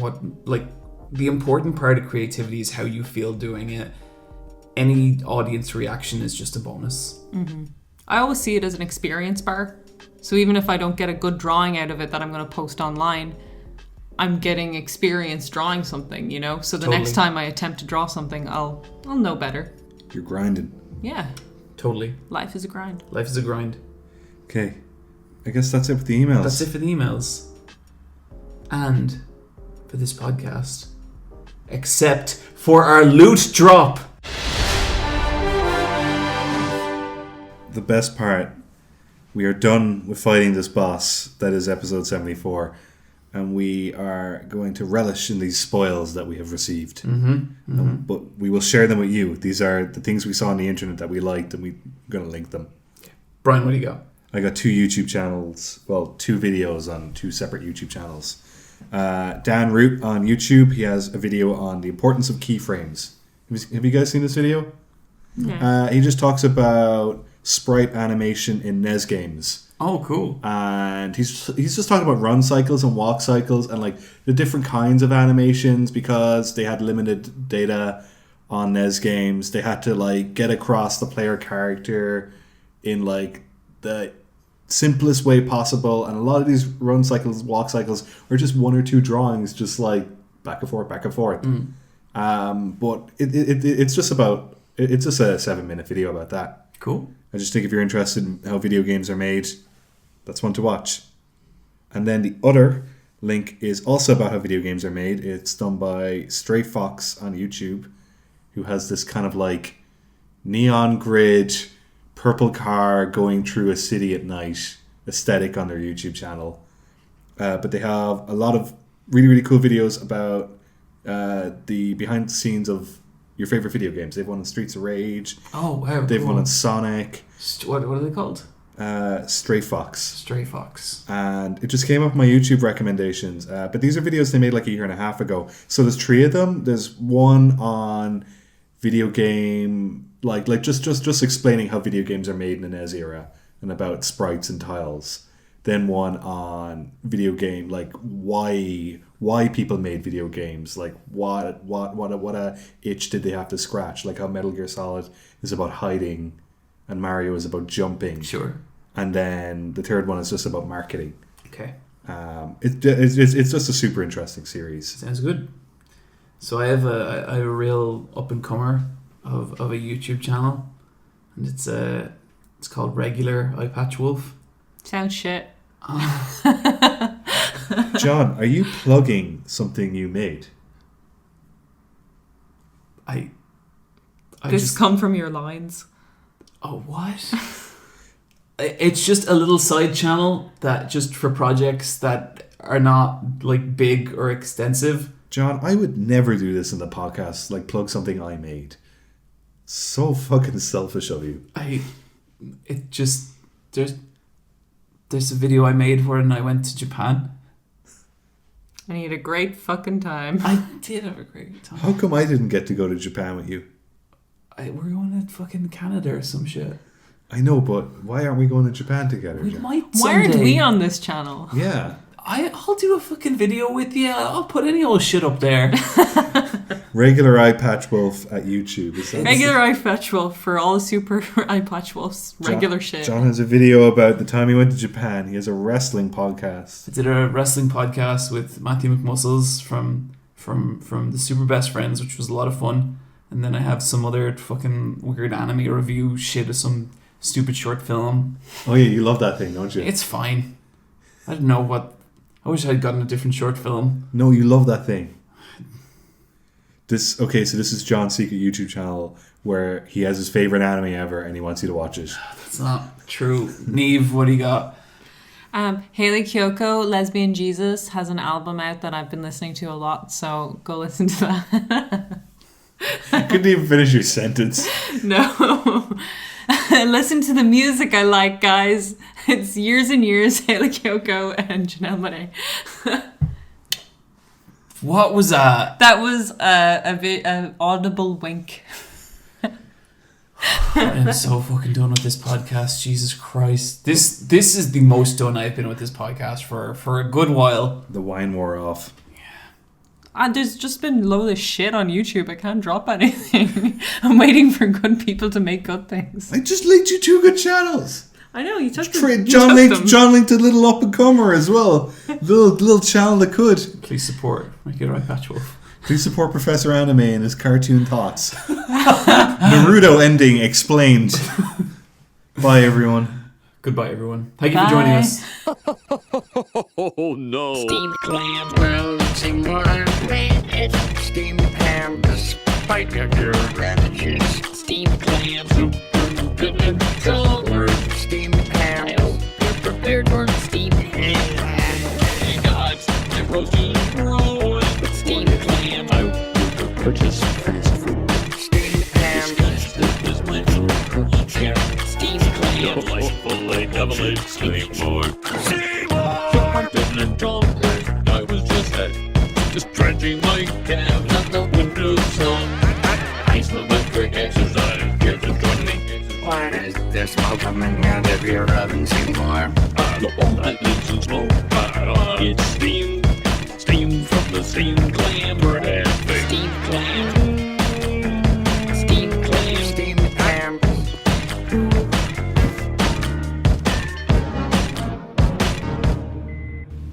Superintendent Biker Birdie from Watering Hamburgers. I thought and steamed clams. Don't know why I said steamed clam. That's what I call hamburgers. You got hamburgers, steamed hams. It's a crazy roll on blood. I know what region. Upstate New York. Really? Well, I'm from Utica, and I've never heard anyone use the phrase steamed hams. Oh, not in Utica, no. It's an Albany expression. You know, these hamburgers are quite similar to the ones they have at Frosty Burger. It's a new family recipe. Oh, no. For steamed hams. Yeah, steamed hams. Yeah, you call them steamed hams, despite the fact, they are obviously grilled. You know, one thing I see, you steamed ham. Patented Skinner burger.